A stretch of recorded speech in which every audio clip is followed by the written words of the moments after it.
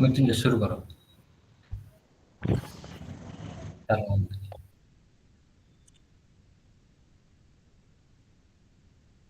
আমাদের মহাবিদ্যালয়ের শ্রদ্ধেয় অধ্যক্ষ মহোদয় অধ্যাপক ডক্টর দেবপ্রসাদ সাহু স্যার এবং আজকের পর্বের মুখ্য আলোচক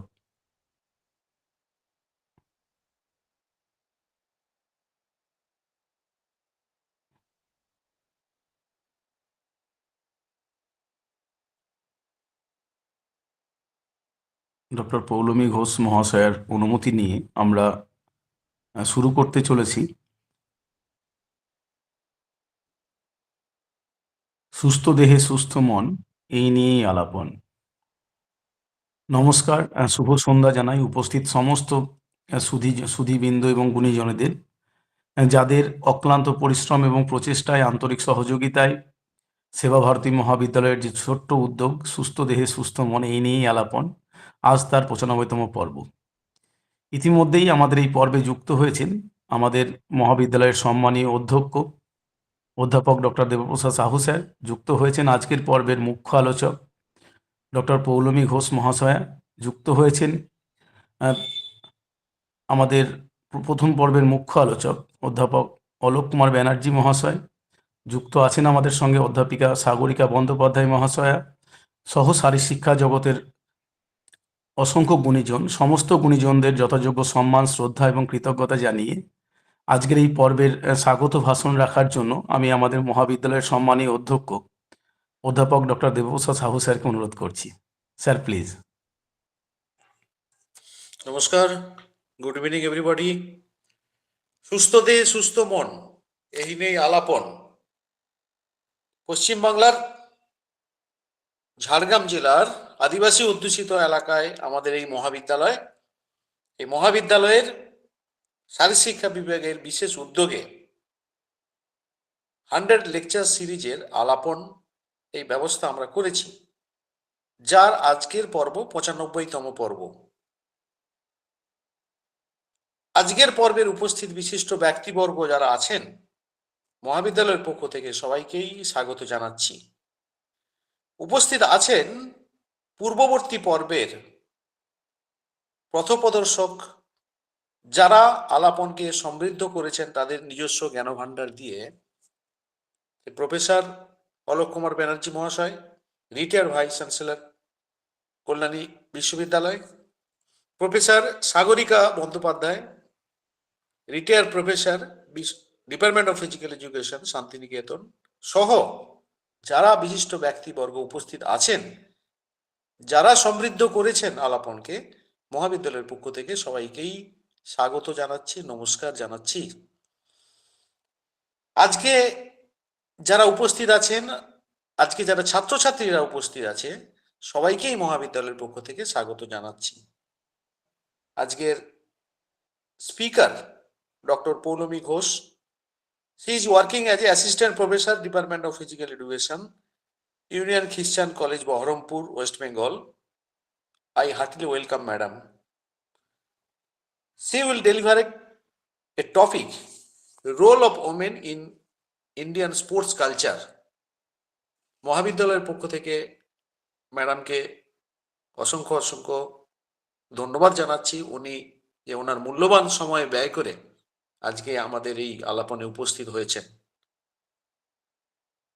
সম্ভবত ভিসি স্যার আসার কথা ছিলেন অ্যাজ এ চিফ গেস্ট, তো ওনাকেও উপস্থিত না হলেও আমাদের আলাপনের যে উনি সম্মতি দিয়েছেন, বিশেষ কারণবশত উনি উপস্থিত হতে পারেননি। মহাবিদ্যালয়ের পক্ষ থেকে ওনাকেও ধন্যবাদ জানাচ্ছি। বক্তব্য দীর্ঘায়িত না করে যার লেকচার শোনার জন্য আমরা দীর্ঘ অপেক্ষা করে আছি, ডক্টর পৌলমী ঘোষ মহাশয়া, ওনাকে আবার স্বাগত জানিয়ে এবং উপস্থিত সম্মানীয় সমস্ত ব্যক্তিবর্গকে সম্মান জানিয়ে আমার এই স্বাগত ভাষণ শেষ করছি। নমস্কার। নমস্কার, অসংখ্য ধন্যবাদ মহাশয়। অধ্যক্ষ ডক্টর দেবপ্রসাদ সাহু মহাশয়ের স্বাগত ভাষণের মাধ্যমে আমাদের 95তম পর্বের শুভ সূচনা হয়ে গেছে। আমি বন্ধুবর ডক্টর মৃত্যুঞ্জয় দাস মহাশয়কে অনুরোধ করব আজকের মুখ্য আলোচক ডক্টর পৌলমী ঘোষ মহাশয় সম্পর্কে ছাত্রছাত্রীদের সঙ্গে পরিচয় করানোর জন্য। ডক্টর মৃত্যুঞ্জয় দাস মহাশয়। ধন্যবাদ কেশব স্যার। আমি প্রথমেই আমাদের আজকের পর্বের মুখ্য আলোচক ডক্টর পৌলমী ঘোষ মহাশয়কে অনুরোধ করব, কাইন্ডলি দিদি একটু ভিডিওটা অন করবেন।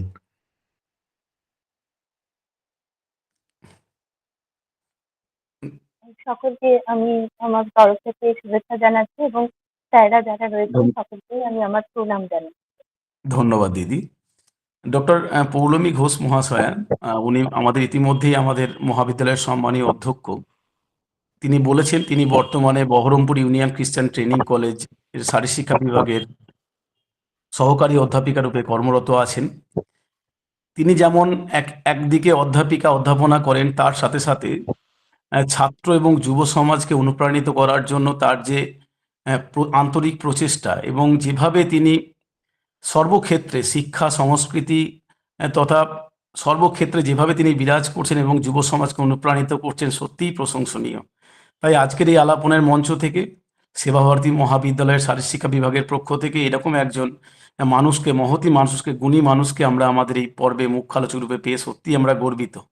আমরা 95তম পর্বে শুনে নেব আমাদের ভারতীয় ক্রীড়ায় মহিলাদের অবস্থান, যে বিষয়ে আমাদের আজকের মুখ্য আলোচক আলোচনা করবেন। আমি দিদিকে আহ্বান করছি তার বিষয়ে নিরূপণ করার জন্য। নমস্কার দিদি। আবারও সকলকে আমি আমার শুভেচ্ছা জানাচ্ছি সকলকে।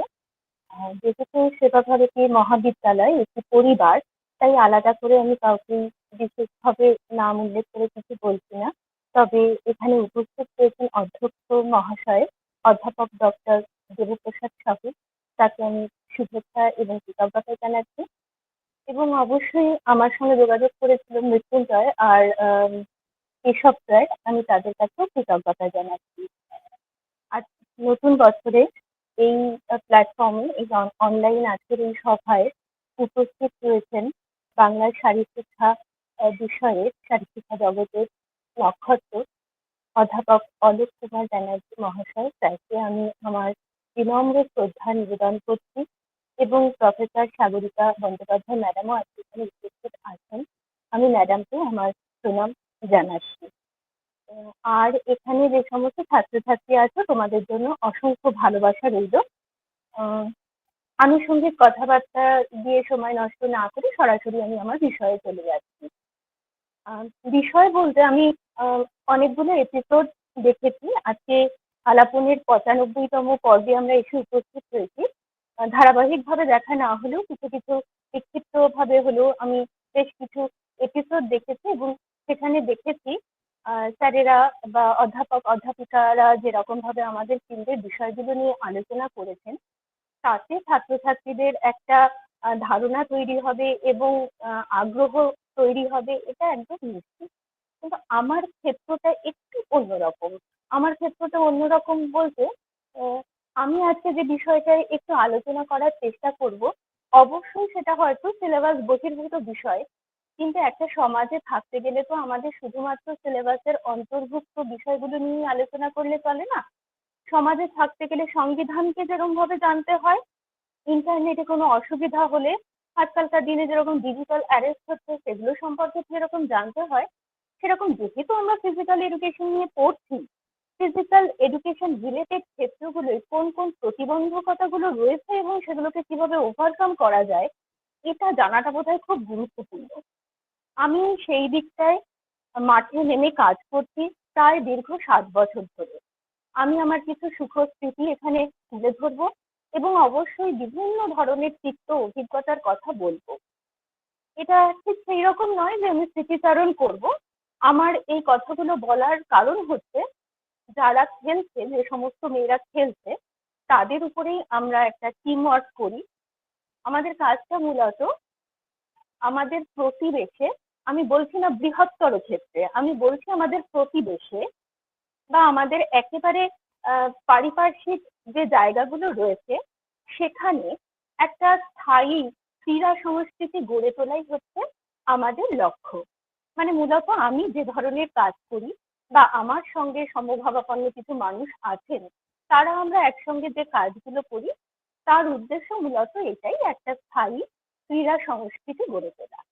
এখন ক্রীড়া সংস্কৃতি মানে কিন্তু এই নয় যে দুটো ট্যালেন্ট সার্চ করে নিয়ে এলাম এবং তাদের নার্চারিং এর দায়িত্ব নিলাম। 2 বছর, 4 বছর, 5 বছর গিয়ে তারা ভালো পারফরমেন্স করলো এবং তারও পরে 2-4 বছর বাদে তাদের আর খুঁজে পাওয়া গেল না। অথবা কৃতি যে সমস্ত প্লেয়ার রয়েছেন তাদেরকে বছরান্তে একটা করে সংবর্ধনা জ্ঞাপন করা হলো। আমি ঠিক এই রকম স্পোর্টস কালচারের কথা বলছি না, বা খুব স্টার প্লেয়ারদের সঙ্গে স্থানীয় একাদশের একটা খেলা করানো হলো, একটা এক্সিবিশন ম্যাচ করানো হলো। এগুলো কিন্তু একটা বিনোদন, এগুলোর মাধ্যমে কিন্তু ক্রীড়া সংস্কৃতি ডেভেলপ করে না। সেই জন্য আমরা সবসময় চাই এমন কিছু কাজ করতে যাতে আমাদের ক্রীড়া সংস্কৃতিটা খুব শক্তপোক্ত হয়, সুস্থ স্বাভাবিক একটা সংস্কৃতির মধ্যে যে ক্রীড়া খুব উল্লেখযোগ্য সেটা আমরা যাতে বুঝাতে পারি, সেই রকম উদ্দেশ্য নিয়ে আমরা কাজগুলো করি। কিন্তু এই কাজগুলো করতে গিয়ে দেখেছি যে ছোট ছোট বাচ্চাদের আগে মাঠমুখী করতে হবে। অর্থাৎ গ্রাসরুট থেকে যদি আমরা এই প্রচেষ্টাটা শুরু না করি তাহলে মাঝখান থেকে ধরতে গেলে একটা অনেক রকম অসুবিধা হয়। তাই আমাদের একটা কাজ গ্রাসরুট লেভেলকে নিয়ে হচ্ছে, এবং অবশ্যই ক্রীড়া ক্ষেত্রতে মেয়েরা আমাদের দেশে অনেকটাই পিছিয়ে রয়েছে। তাই মেয়েদেরকে মাঠমুখী করতে হবে।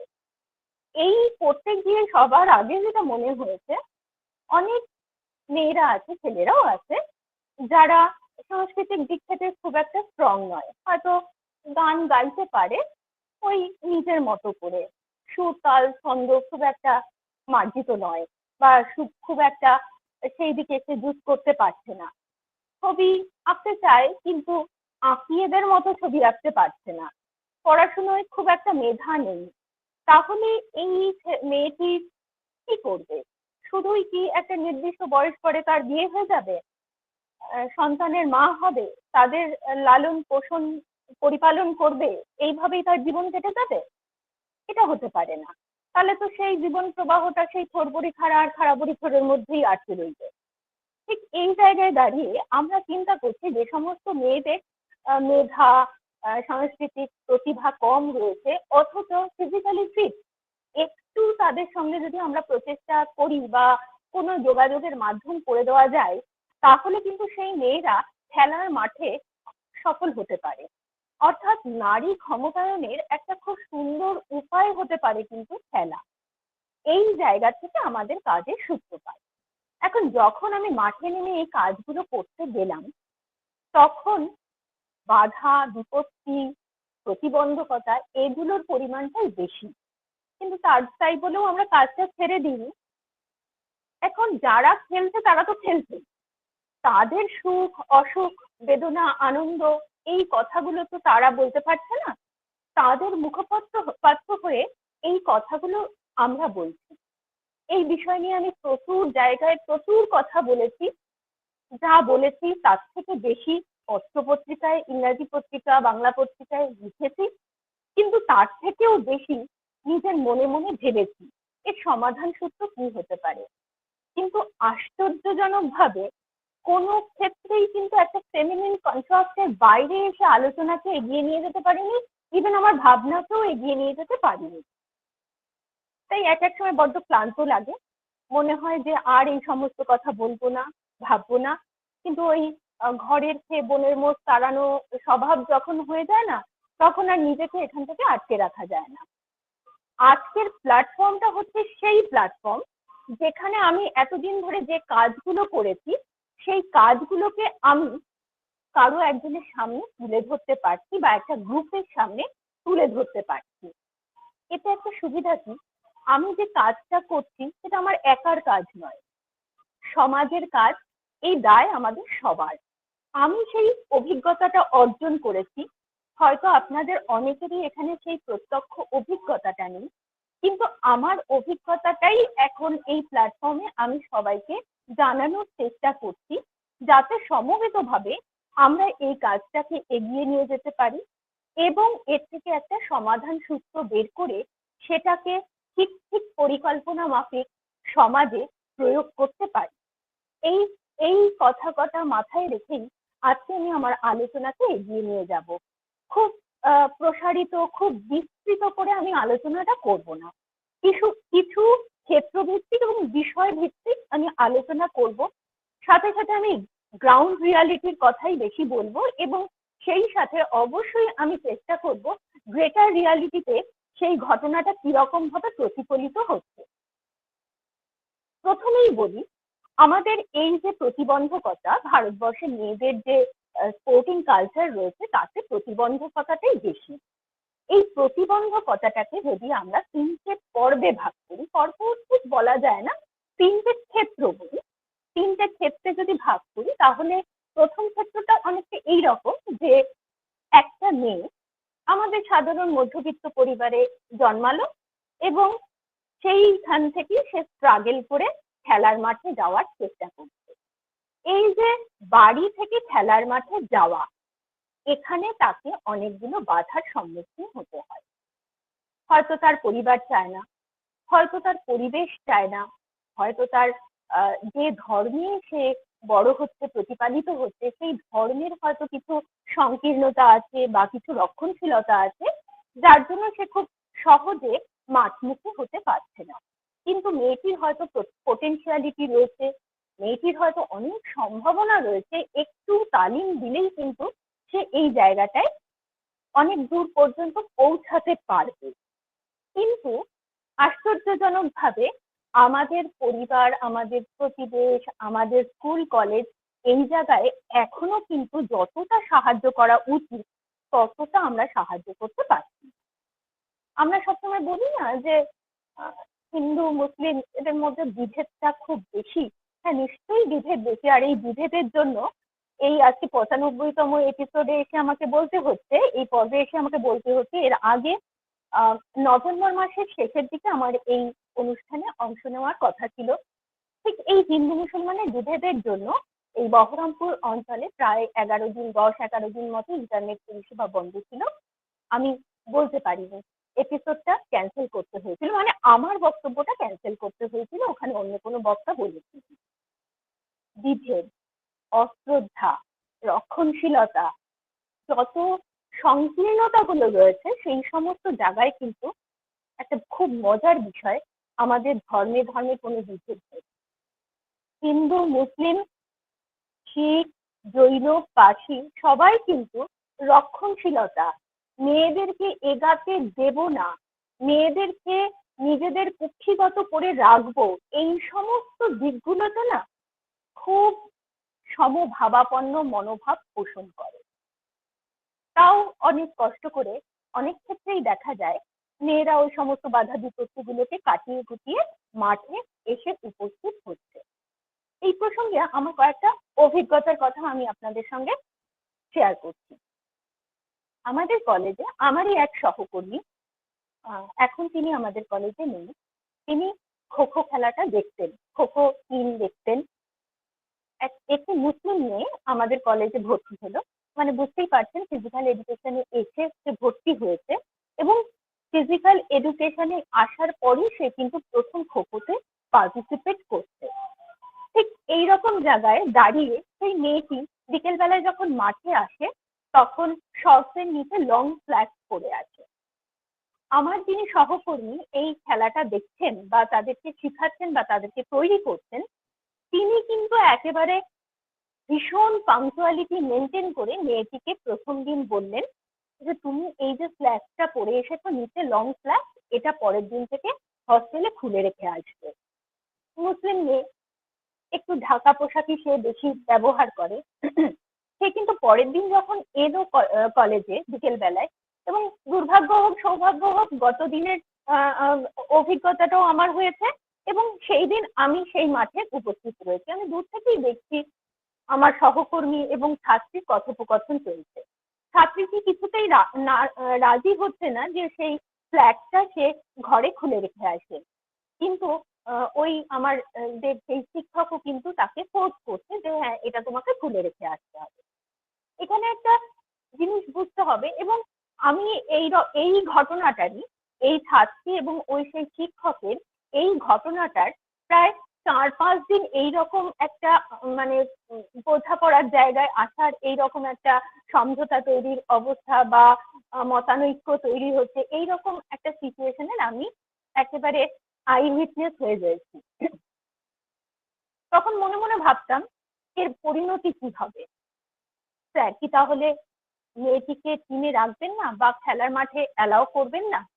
যদি স্যার এরকম করেন তাহলে তো তার মধ্যে কোনো ভুল নেই, সবাই তো এখানে সমান, কেন একজনকে এখানটায় রিল্যাক্সেশন দেওয়া হবে? বরং ফ্ল্যাগটা যদি সে খুলে এসে খেলার মাঠে আসে তাহলে বেনিফিটটা তো সেই মেয়েটারই হবে। আবার মনে মনে ভাবছি নাকি এই মেয়েটা আসবেই না, বিরক্ত হয়ে যাবে। কিন্তু বিরক্ত হলে তো চলবে না, ওকে তো এই কোর্সটা কমপ্লিট করতে হবে। এখন পরবর্তীকালে কি ঘটনা ঘটেছিল আমার জানা নেই, কিন্তু এই ঘটনাটার থেকে আমি যেটুকুনি বুঝেছি তাতে আমার মনে হয়েছে ছাত্রছাত্রীরা ছোট, আমরা অনেক বেশি পরিণত ওদের থেকে। তাই এই জায়গাটায় দাঁড়িয়ে আমাকে বুঝতে হবে আমার লক্ষ্য কি।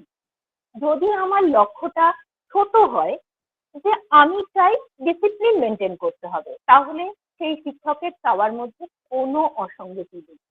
শিক্ষক বুঝেছেন হিন্দু হও মুসলিম হও, কলেজে তুমি আমার ছাত্রী, খোখো মাঠে আসলে প্রপার ড্রেস করে আসতে হবে। কিন্তু আমরা as a physical education teacher সবসময়ই চাইবো আমাদের পরিসরটা আরো প্রসারিত হোক। আমাদের খেলাধুলোগুলো, আমাদের দেশীয় খেলাধুলো বা যে সমস্ত ঔপনিবেশিক খেলাগুলোর সঙ্গে আমরা নিজেদেরকে মানিয়ে গুছিয়ে এগিয়ে চলছি, সেই খেলাগুলো সবার মধ্যে প্রসারিত হোক, মেয়েরা আরো বেশি মাঠমুখী হোক। এখন আমাদের ঠিক করতে হবে আমাদের উদ্দেশ্য কি। যদি আমাদের উদ্দেশ্য বৃহত্তর ক্ষেত্রে খেলাধুলোকে প্রসার করা হয়, তাহলে কিন্তু আমাদের ওই জায়গাটা একটু স্যাক্রিফাইস করতে হবে। সে যদি লং ফ্ল্যাগ পরে আসে, আসুক না, তার আগের জেনারেশনের মহিলারা তো আসেনি মাঠে খেলতে, সে তো সাহস দেখিয়ে এসেছে। এখন সে যদি ফ্ল্যাট পরে খেলে, খেলুক, অসুবিধার কিছুই নেই। বরং তাকে দেখে তার কমিউনিটির আরো যদি 2, 3, 4, 5টা মেয়ে এগিয়ে আসে, আমাদের তাহলে সেটাই কিন্তু লাভ হবে। এবং এই রকম ছোট ছোট পদক্ষেপ, ছোট ছোট সিদ্ধান্ত কিন্তু একটি স্থায়ী এবং সুস্থ ক্রীড়া সংস্কৃতি গড়ে তুলতে ভীষণভাবে সহযোগিতা করবে। এখন এই ঘটনাটা কিন্তু আমাদের যে একেবারে গ্রাউন্ড রিয়ালিটির ঘটনা তা কিন্তু নয়। একই রকম ঘটনা ঘটছে একেবারে ওয়ার্ল্ড স্ট্যান্ডার্ড বিভিন্ন রকম গেমের ক্ষেত্রে। 2023 সালে ওয়ার্ল্ড কাপ ফুটবল হয়েছিল অস্ট্রেলিয়াতে মেয়েদের।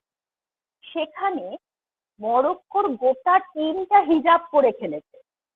এই যে তারা হিজাব পরে খেলবে, তখন প্রথম অবস্থায় কিন্তু ফিফা সেখানে সম্মতি জানায়নি। হিজাব পরে খেললে তারা বুঝিয়েছে, টিম বুঝিয়েছে যে এতে যদি কোনো অসুবিধা হয় তাহলে সেই অসুবিধাটা তাদের হবে, ডিসঅ্যাডভান্টেজ তাদের হবে, অন্য কারোর কিন্তু এই ডিসঅ্যাডভান্টেজ হবে না। বরং তাদের প্রতিদ্বন্দ্বী দল খানিক বেনিফিটেডও হতে পারে, কারণ তাদের পারফরমেন্স ডিটোরিয়েট করবে। এই এইটা কিন্তু ভাববার বিষয়। যারা হিজাব করে খেলবো বলছে, এতে অসুবিধা কিন্তু তাদেরই হবে। প্রথম অবস্থায় মানতে চায়নি কেউ, কিন্তু পরবর্তীকালে অ্যামনেস্টি ইন্টারন্যাশনাল যারা আর কি মানবাধিকার নিয়ে কাজ করে, তাদের হস্তক্ষেপে সমস্যার সমাধান হয় এবং গোটা টিমের প্রায় অধিকাংশ মেয়েরাই হিজাব পরে খেলেছে এবং দুর্দান্ত পারফরমেন্স করেছে। আমরা জানি, যারা এই ধরনের মেয়েদের খেলা নিয়ে চর্চা করি তাদেরকে বলে দিতে হবে না, মরক্কোর যে football team, women football team, একটা সুপার ওমেন ফুটবল টিম তাদের। এই ঘটনা এই সম্প্রতিকালে আমরা 6 মাস আগে যে অলিম্পিক হলো ইয়েতে প্যারিসে, সেখানেও আমরা একই ঘটনা দেখলাম। সেখানেও বলা হয়েছিল কোনো রকম কোনো হেড গিয়ার অ্যালাউ নয়।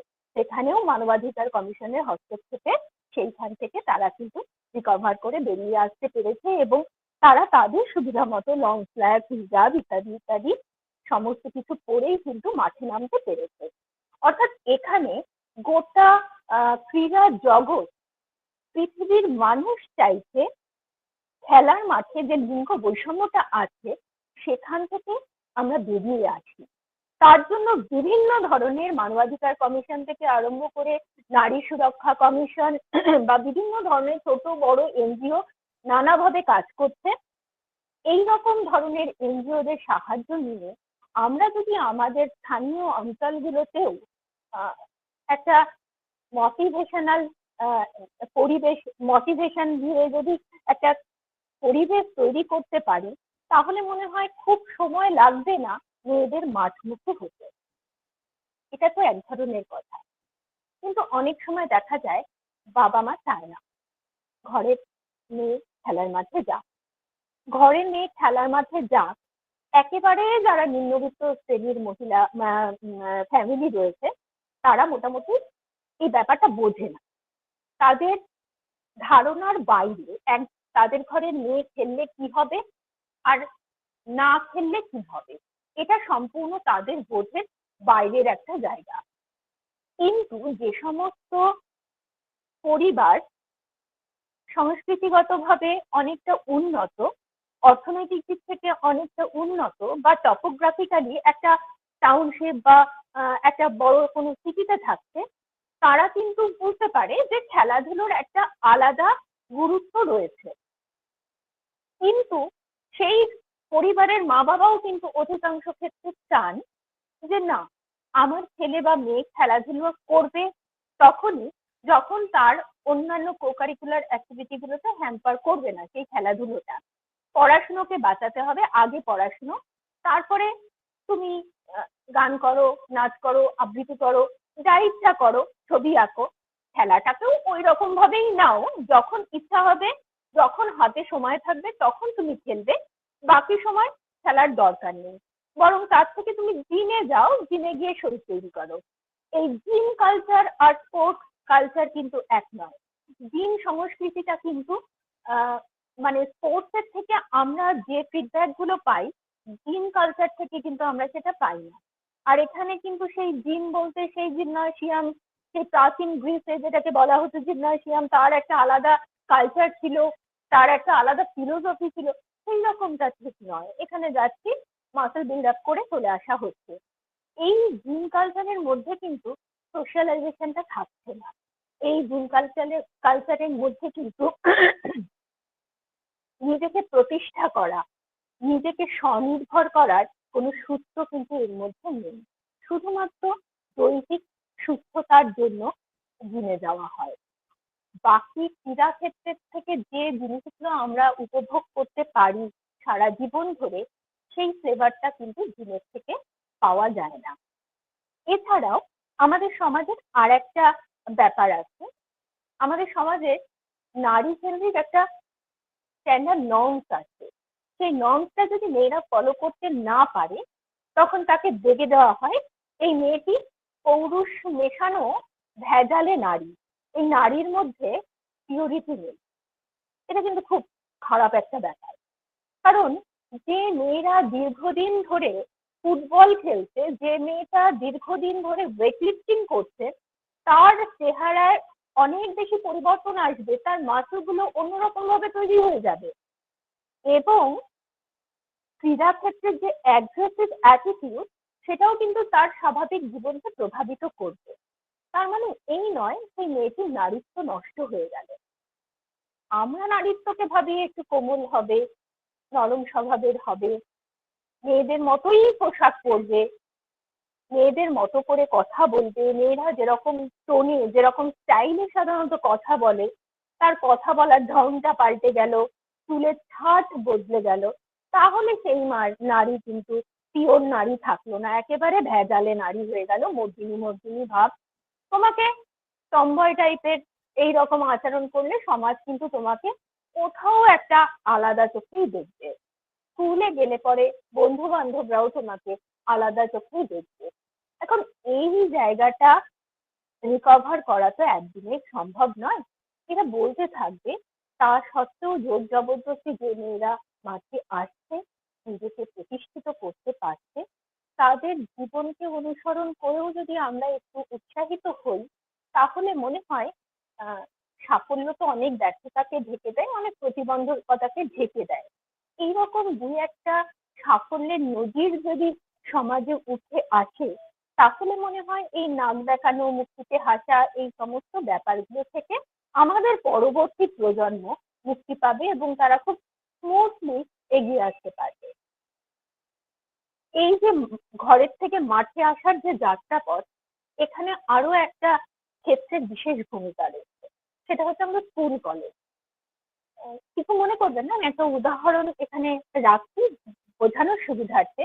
এই যে বিভিন্ন ধরনের রিয়ালিটি শো গুলো হয় না, অমুক নাম্বার ওয়ান, তমুক নাম্বার ওয়ান, এই সমস্ত যে খেলাগুলো হয়, সেইখানে যদি যেতে কেউ, তাহলে পরের দিন স্কুলে গেলে বা এক সপ্তাহ পরে স্কুলে গেলে বা কলেজে গেলে সেই মেয়েটিকে নিয়ে যে উল্লাস উচ্ছ্বাস নাচানাচি হয়, স্কুলকে ডিস্ট্রিক্টে, স্টেটে বা ন্যাশনালে রিপ্রেজেন্ট করার পরেও কিন্তু একটা মেয়ে সেই রকম ধরনের অ্যাপ্রিসিয়েশন পায় না স্কুল কর্তৃপক্ষ বা কলেজ কর্তৃপক্ষের তরফ থেকে। এটা খুব খুব ব্যথা লাগার মতো একটা বিষয়। আমরা যেন মনে হচ্ছে এই ব্যাপারটাকে পাত্তাই দিচ্ছি না। তাই আমি সবসময় চাই যারা স্পোর্টস রিলেটেড ব্যক্তিত্ব, তারা তো স্পোর্টসকে ভালোবাসবেই, তারা তো এগিয়ে আসবেই, কিন্তু আমাদের আজকে যে অনলাইনের আলোচনাটা হচ্ছে, এরকম ধরনের আলোচনা, এরকম ধরনের সভা নিজের উদ্যোগে অনেক সময় সাধারণ মানুষের মধ্যে করার চেষ্টা করেছি, বা আমার সবসময় উদ্দেশ্য থাকে এটা সাধারণ মানুষের মধ্যে ছড়িয়ে দেওয়ার, যার জন্য জার্নাল অপেক্ষা সংবাদপত্রের লেখার তাগিদটা বেশি অনুভব করি। কারণ সংবাদপত্র সাধারণ মানুষের কাছে যায়, সংবাদপত্র পড়লে সাধারণ মানুষের মধ্যে 5 লাখ পাঠকের মধ্যে যদি 5 জন পাঠকও পড়ে এবং রিয়ালাইজ করে এবং অন্তত তাদের বাড়ির মেয়েকে মাঠমুখী করতে চেষ্টা করে, তাহলে মনে হয় সেটাই আমাদের কাছে অনেক বড় একটা প্রাপ্তি। যারা খেলা ভালোবাসছে, তারা খেলা নিয়ে পড়াশোনা করছে যারা, তারা তো এই ফিল্ডে থাকবেই, এগিয়ে আসবেই।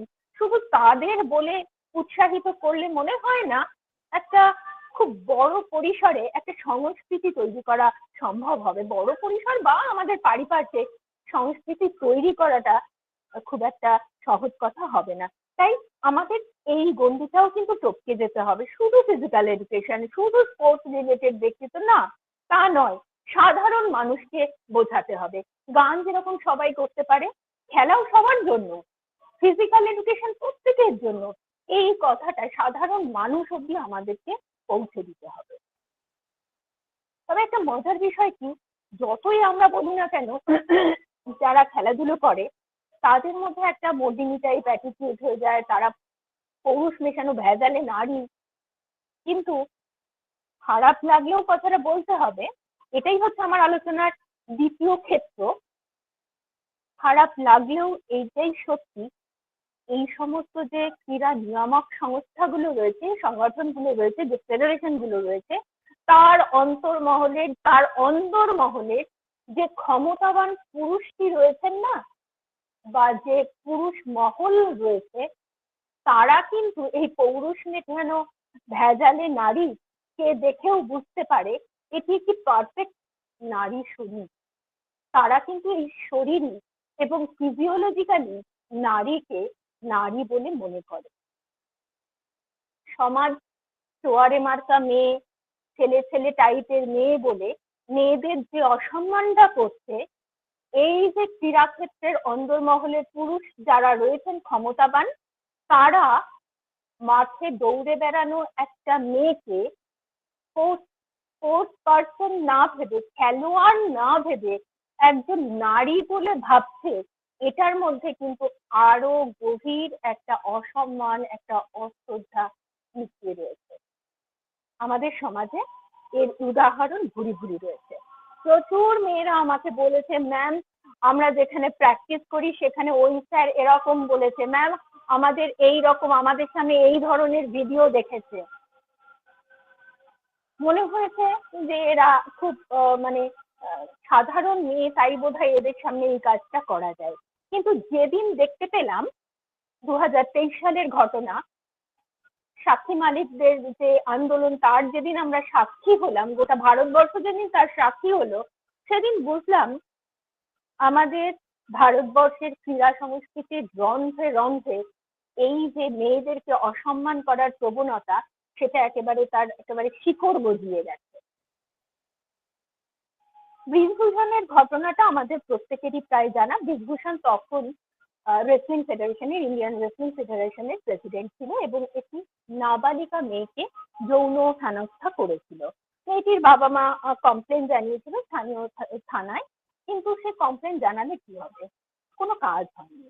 যদি এই কথাটা নিয়ে এখন আর আলোচনা করতে ভালো লাগে না, ভীষণ কদর্য একটা ঘটনা। যত মনে করি তত মানে গাড়িরই করে, কিছু করতে না পারার ব্যর্থতা যেন আমাদের মধ্যে চেপে বসে তখন। তবু কিছু প্রত্যেকটা ঘটনার মধ্যে একটা ইতিময়তা, একটা নীতিময়তা থাকে। তো এই ঘটনার মধ্যেও কিছু না কিছু ইতিবাচকতা রয়েছে। আমরা সকলে জানতে পেরেছি, আমরা সকলে সচেতন হয়েছি। আসলে আমাদের প্রত্যেকটা ক্ষেত্রে কিন্তু নারী সুরক্ষার ব্যবস্থা রয়েছে। এত বড় দেশ, এত বিভিন্ন ধরনের মানুষ, তাদের এত বিচিত্র মনস্তত্ত্ব, কার মনে কখন কি আছে সেটা তো আমরা বুঝতে পারি না। তাই এর একটা সহজতম সমাধানের পথ হচ্ছে আইনি সুরক্ষা। পক্সো বলে একটা আইন আছে। এই পক্সো আইনটা হচ্ছে protection of child from sexual offence, এরকম একটা কিছু। মানে নাবালিকা যারা রয়েছে তাদের সাথে, নাবালিকা বলবো না, নাবালক এবং নাবালিকা, ছোট যারা আছে 18 বছরের নিচে, যারা অ্যাডাল্ট নয়, তাদের সঙ্গে কেউ যদি যৌন হেনস্থা করে তাদেরকে, তাহলে যে আইনটা রয়েছে আমাদের দেশে তাকে বলা হয় পক্সো। এবং আমাদের মহিলাদের যাতে কর্মক্ষেত্রে যৌন হেনস্থার শিকার হতে না হয় তার জন্য একটি আইন আছে, সেই আইনের নাম হচ্ছে পশ আইন। কিন্তু এই যে মেয়েটিকে নিগ্রহ করা হলো, ব্রিজভূষণ শরণ সিং যার সঙ্গে অসভ্য ব্যবহার করলেন, সেই মেয়েটি যেহেতু একজন রেসলার হওয়ার চেষ্টা করছে, এটাই তার কর্মক্ষেত্র, সুতরাং এখানে সে পশ এবং পক্সো দুটো আইনেরই সুরক্ষা পাওয়ার কথা তার। কিন্তু আশ্চর্যজনকভাবে এই ক্ষমতাশালী ব্যক্তির কাছে ভারতবর্ষের আইনই যেন বড্ড ন্যাড়ারে হয়ে গেল, বড্ড ফিকে হয়ে গেল। কত আন্দোলন হলো, কিন্তু সমাধান কিন্তু আজ পর্যন্ত হয়নি, বরং আরো বিভিন্ন ধরনের এই ঘটনাকে কেন্দ্র করে তিক্ত অভিজ্ঞতা আমাদের মধ্যে হচ্ছে। যাই হোক, সব ব্যাপারে আবার ষড়যন্ত্রের গন্ধ পাওয়াটাও ভালো নয়। এখন এই লাস্ট অলিম্পিকে দীনেশ ফোগাট যে সফল হতে পারলো না, তার জন্য অনেকে চক্রান্ত দেখছে। জানি না সের মধ্যে কোনো চক্রান্ত আছে কিনা, তবে ওই চক্রান্তের গন্ধ পেলে বোধহয় দীনেশ ফোগাটের যে জোশটা রয়েছে সেটাকে ছোট করা হবে। যাই হোক না কেন, এটুকুনি আমাদের বুঝতে বাকি নেই, আমাদের যে ক্রীড়া ক্ষেত্রে রয়েছে সেখানে মেয়েরা একটু সেফ নয়। সেখানে যে সমস্ত পুরুষরা রয়েছে সেখানে মেয়েদেরকে খুব বাজে দৃষ্টিতে দেখা হয়। শুধু এটা যে আমাদের দেশের ঘটনা তা নয়, এটা কিন্তু স্পোর্টসেও একই রকম ভাবে, মানে পৃথিবীর সর্বত্রই খেলার মাঠে এই জেন্ডার বায়োসনেসটা ভীষণভাবে কাজ করছে। স্যালারির দিকে তাকালে দেখতে পাবো মেয়েদের স্যালারি কত কম, তুলনায় ছেলেদের স্যালারি অনেকটাই বেশি। যদিও ইন্ডিয়ান ক্রিকেট সেই সমতাটা রাখার চেষ্টা করছে এখন, সেটা অন্য কথা। কিন্তু নেটফ্লিক্সে একটা খুব উল্লেখযোগ্য সিনেমা আছে, সিনেমাটার নাম হচ্ছে অ্যাথলিট এ। এই সিনেমাটাই কিন্তু আগাগোড়া দেখানো হয়েছে একটা ফিমেল অ্যাথলিটকে কিভাবে অ্যাবিউজ করা হয়। কোচ থেকে শুরু করে ম্যাশিও, ফিজিও, ডক্টর, সবাই একজনকে অ্যাবিউজ কিভাবে করতে পারে সেটা একেবারে ভীষণ সুন্দরভাবে এই সিনেমাটার মধ্যে দিয়ে দেখানো হয়েছে। শুধু তাই নয়, শুধু যে ক্ষমতাবান পুরুষেরা এর সঙ্গে যুক্ত থাকে তা নয়, কিন্তু বহু মহিলা আছেন যারা এই কাজের সঙ্গে নিজেদেরকে জুড়ে থাকেন এবং একটা বিকৃত সুখ এখান থেকে পাওয়ার একটা প্রবল বাসনা তাদের মধ্যে কাজ করে। আসলে এই সমস্ত কিছু থেকেই কিন্তু আমরা বেরিয়ে আসতে পারি, শুধু আমাদের একটু সচেতনতা, একটু বলিষ্ঠতা, এবং যদি ইনিশিয়েটিভ নিয়ে আমাদের যে আইনি ব্যবস্থা রয়েছে সেই আইন যদি একটু সক্রিয় ভূমিকা নেয়, তাহলে মনে হয় এই জায়গাটা অতটা ভয়ের আর থাকবে না। কিন্তু ব্যাপারটা হয়ে গেছে এইরকম যে যেহেতু আগের দিনকার বাবা মারা 10 বার ভাবতো, এখন মিডিয়ার মাধ্যমে এই সমস্ত খবরগুলো যত আমাদের সামনে আসছে, সেই 100 বার ভাবার মানে 10 বার আগে যারা ভাবতেন তারা এখন 100 বার ভেবে তারপরে হয়তো সিদ্ধান্ত নিচ্ছেন না যেতে দেবো না। আগে 10 বার ভেবে হয়তো ভাবতেন যে হ্যাঁ ঘরের মেয়েকে যেতে দেবো, এখন 100 বার ভেবে ভাবতেন যে না ঘরের মেয়েকে যেতে দেবো না। শুধু তাই নয়, এই গত বছর মার্চ এপ্রিল মাসে একটা কন্যাশ্রী কাপে সেকেন্ড ডিভিশনে খেলা হয়েছিল। সেরকম ঘটনাটা দেখুন, কত সাংঘাতিক ধরনের ঘটনা। উলুবেড়িয়া স্টেডিয়ামে খেলা হয়েছিল, দুটো টিমের মধ্যে খেলা হতো মেয়েদের কন্যাশ্রী কাপ। সেইখানে একটা টিম মাঠে নেমে গেছে অলরেডি, অন্য টিমের যারা পুরুষ কর্মকর্তা রয়েছেন তারা মদ্যপ অবস্থায় মাঠে নেমে অন্য টিমের প্লেয়ার যারা মেয়েরা তাদেরকে মারছে। এই খবরটা কিন্তু ভীষণভাবে বিভিন্ন মানে সংবাদপত্রে এসেছিল, আমরা দেখেছিলাম কিন্তু এই খবরটা দেখার পর মনে হয়েছিল মেয়েদের নিরাপত্তা কোথায়? কিছু মদ্যপ ছেলেরা ঢুকে মাঠের মধ্যে মেয়েদেরকে মারছে, অথচ তাদেরকে বাধা দেওয়ার জন্য প্রশাসন নেই, তাদেরকে ইমিডিয়েট সেখান থেকে সরিয়ে নেওয়ার জন্য পুলিশ নেই। এটা কি ঘটনা ঘটছে? আমাদের কর্তৃপক্ষ যারা রয়েছেন, আমাদের রাষ্ট্রীয় ব্যবস্থায় যারা পরিচালন ক্ষেত্রে রয়েছেন, তারা হয়তো চেষ্টা করছেন, কন্যাশ্রী কাপের আয়োজন করছেন, কিন্তু নিরাপত্তা তো দিতে হবে। এই যে নিরাপত্তাহীনতা, এতে তো হিতে বিপরীত হচ্ছে। পরবর্তী জেনারেশন তো আসবে কিনা তারই কোনো নিশ্চয়তা খুঁজে পাওয়া যাচ্ছে না। শুধুমাত্র টাকা দিয়ে উৎসাহিত করলেই তো হবে না, সাথে কিন্তু আমাদের এই নিরাপত্তাটাও রাখতে হবে। এবার আমি একেবারে শেষ পর্ব নিয়ে আলোচনা করব। শেষ পর্ব আমি র্যান্ডামলি কিছু কথা বলবো, যেখানে আমরা দেখছি যে যে মেয়েটিকে উৎসাহ দিলে হবে আমরা তাকে উৎসাহ দিচ্ছি না। কিন্তু মনে আছে এই 2-3 আগে একটি মেয়ের নাম উঠে এসেছিল, তার নামও পৌলমী অধিকারী। সে জোম্যাটোর খাবার ডেলিভারি করতো। তাকে নিয়ে নেটে তো মানে আহা উহুর বন্যা বয়ে গেল, এত ভালো ফুটবল খেলতো, তার কি ভবিষ্যৎ। তার ভবিষ্যৎ তো একদম নষ্ট হয়েই গেছে, কিন্তু তার ভবিষ্যতের জন্য আমরা কি করেছি সেটা কিন্তু আমরা একবারও ভাবছিই না। সেটা ভাবার কথা মাথাতেই নেই। শুধুমাত্র আমরা আমাদের নিজেদের সোশ্যাল মিডিয়ার অ্যাকাউন্টগুলোতে সেই খবরগুলো প্রচার করে লাইক ভিউয়ার্স ইত্যাদি যা হয় আর কি, ফেসবুক হোয়াটসঅ্যাপ, আমি খুব একটা সরগরম নই, আমি ঠিক বলতেও পারবো না, সেই জায়গায় নিজেদের মতো করে নিজেরা কিন্তু উপস্থাপন করেছে। এতে কি আদৌ মেয়েটির কোনো উপকার হলো না? এইরকম ভাবে কাজ করলে হবে না। যে কাজ করলে সত্যিকারের পৌলমী অধিকারীদের আর জোম্যাটোর খাওয়ার বিক্রি করতে হবে না, সেই কাজগুলো করার চেষ্টা করতে হবে। হয়তো আমরা এই জেনারেশনটাকে আর ধরতে পারবো না, কিন্তু আগামী বছরগুলিতে যাতে যারা এইরকম ছেলে মেয়েরা বেরোবে তাদের যাতে আর্থিক অসংকুলনের মধ্যে না পড়তে হয়, সেই কাজটা মনে হয় আমাদের করার সময় হয়ে এসেছে। অনেক ক্ষেত্রে বোধহয় সময়টা পার হয়ে যাচ্ছে, আমরা সেই সময়টাকে কাজে লাগাতে পারছি না। দ্বিতীয়ত, আমরা সবসময় বলি যে আমাদের মেয়েদের খেলাধুলোর জন্য কোনো পলিসি নেই, কোনো অ্যাডভার্টাইজমেন্টের ব্যাপার নেই, ফ্র্যাঞ্চাইজিস নেই, ইভেন কোনো বেটিং অ্যাপ পর্যন্ত নেই। কত তো বেটিং অ্যাপ রয়েছে আমাদের চারিদিকে, নির্দিষ্ট করছে প্রচুর বেটিং অ্যাপ। এই তো এখন যে খোখো চলছে তার জন্য নতুন নতুন বেটিং অ্যাপ হয়ে গেল, অথচ মেয়েদের খেলা নিয়ে কোনো বেটিং অ্যাপ সেই অর্থে নেই। অনলাইন বেটিং অ্যাপ তো ছেড়েই দিলাম। জুয়া খেলা খারাপ নয়, কিন্তু জুয়া খেলা নির্দিষ্ট একটা স্বীকৃতি থাকবে, রেজিস্ট্রেশন করিয়ে নিয়ে সেই রকম ভাবে যদি খেলা হয়, এই খেলাগুলো তো লিগাল খেলা। এই লিগাল খেলাগুলো কেন মেয়েদের জন্য নেই? এখানে মেয়েরা নিরুৎসাহিত হচ্ছে যে তাদের খেলা কেউ দেখছে না, তারা খেললেই বা কি না খেললেই বা কি, তাদের খেলা নিয়ে কারোর কোনো কেয়ার নেই। এইরকম ভাবে তো তারাও ডিমোরালাইজ হচ্ছে।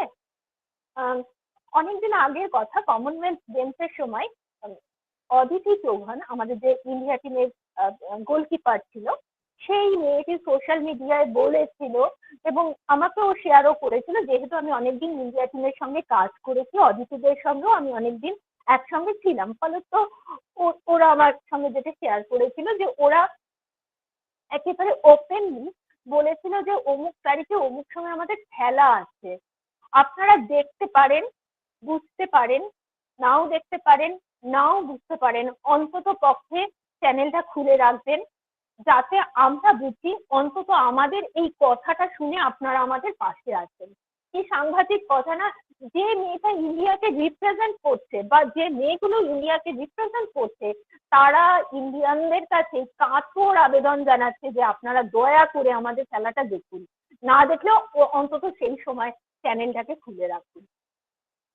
কতটা অপারগ হলে মানুষকে এইরকম একটা পদক্ষেপ নিতে হয়। সে মেয়েটি কিন্তু খেলনা নয়, সে কিন্তু লন্ডন থেকে কোর্স করে এসেছে স্পোর্টস ম্যানেজমেন্টের, এবং তার নিজস্ব এখন একটা একাডেমি আছে, সে কিন্তু নিজে একটা একাডেমি চালাচ্ছে। খুব ভালো গোলকিপার ছিল, পড়াশুনো করেছে, একাডেমি খুলেছে, একাডেমি চালাচ্ছে, কিন্তু তাকেও মানে মানুষের কাছে কাতরভাবে অনুরোধ করে বেড়াতে হচ্ছে দয়া করে আপনারা আমাদের খেলাটা দেখুন।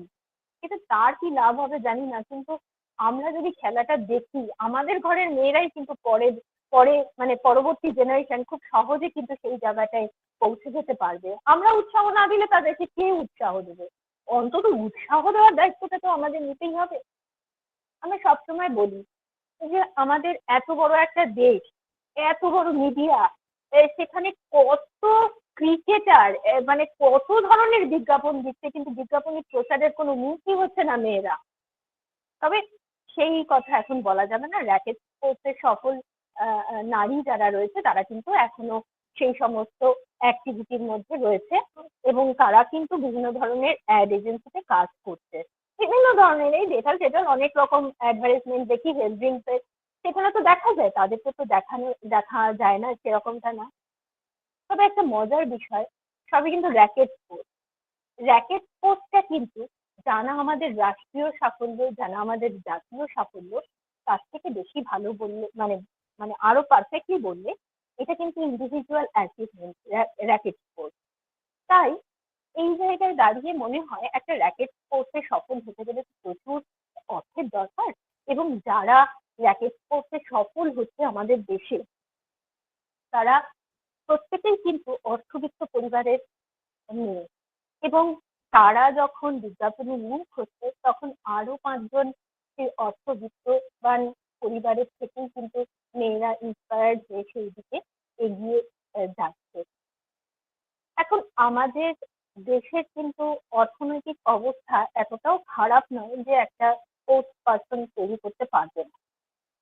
একজন র্যাকেট স্পোর্টসের সফল পার্সন প্লেয়ার তৈরি করতে গেলে যে বিপুল সংখ্যক ব্যয় হবে সেইটাই যদি 11 জনের মধ্যে ভাগ করে দেয়, মানে কোনো 3 জনের কথা আমি বলছি, অনেকের মধ্যে যদি সেটাকে ভাগ করে দেওয়া হয়, 11 জন মাঠে নেমে খেলবে, তার জন্য একটা প্রতিদিনের টিম তৈরি করতে হবে, সিলেকশনের জন্য আরো হয়তো 30 জনকে রাখতে হবে, 45 জনকে রাখতে হবে, হোক না, ক্ষতি কি তাহলে?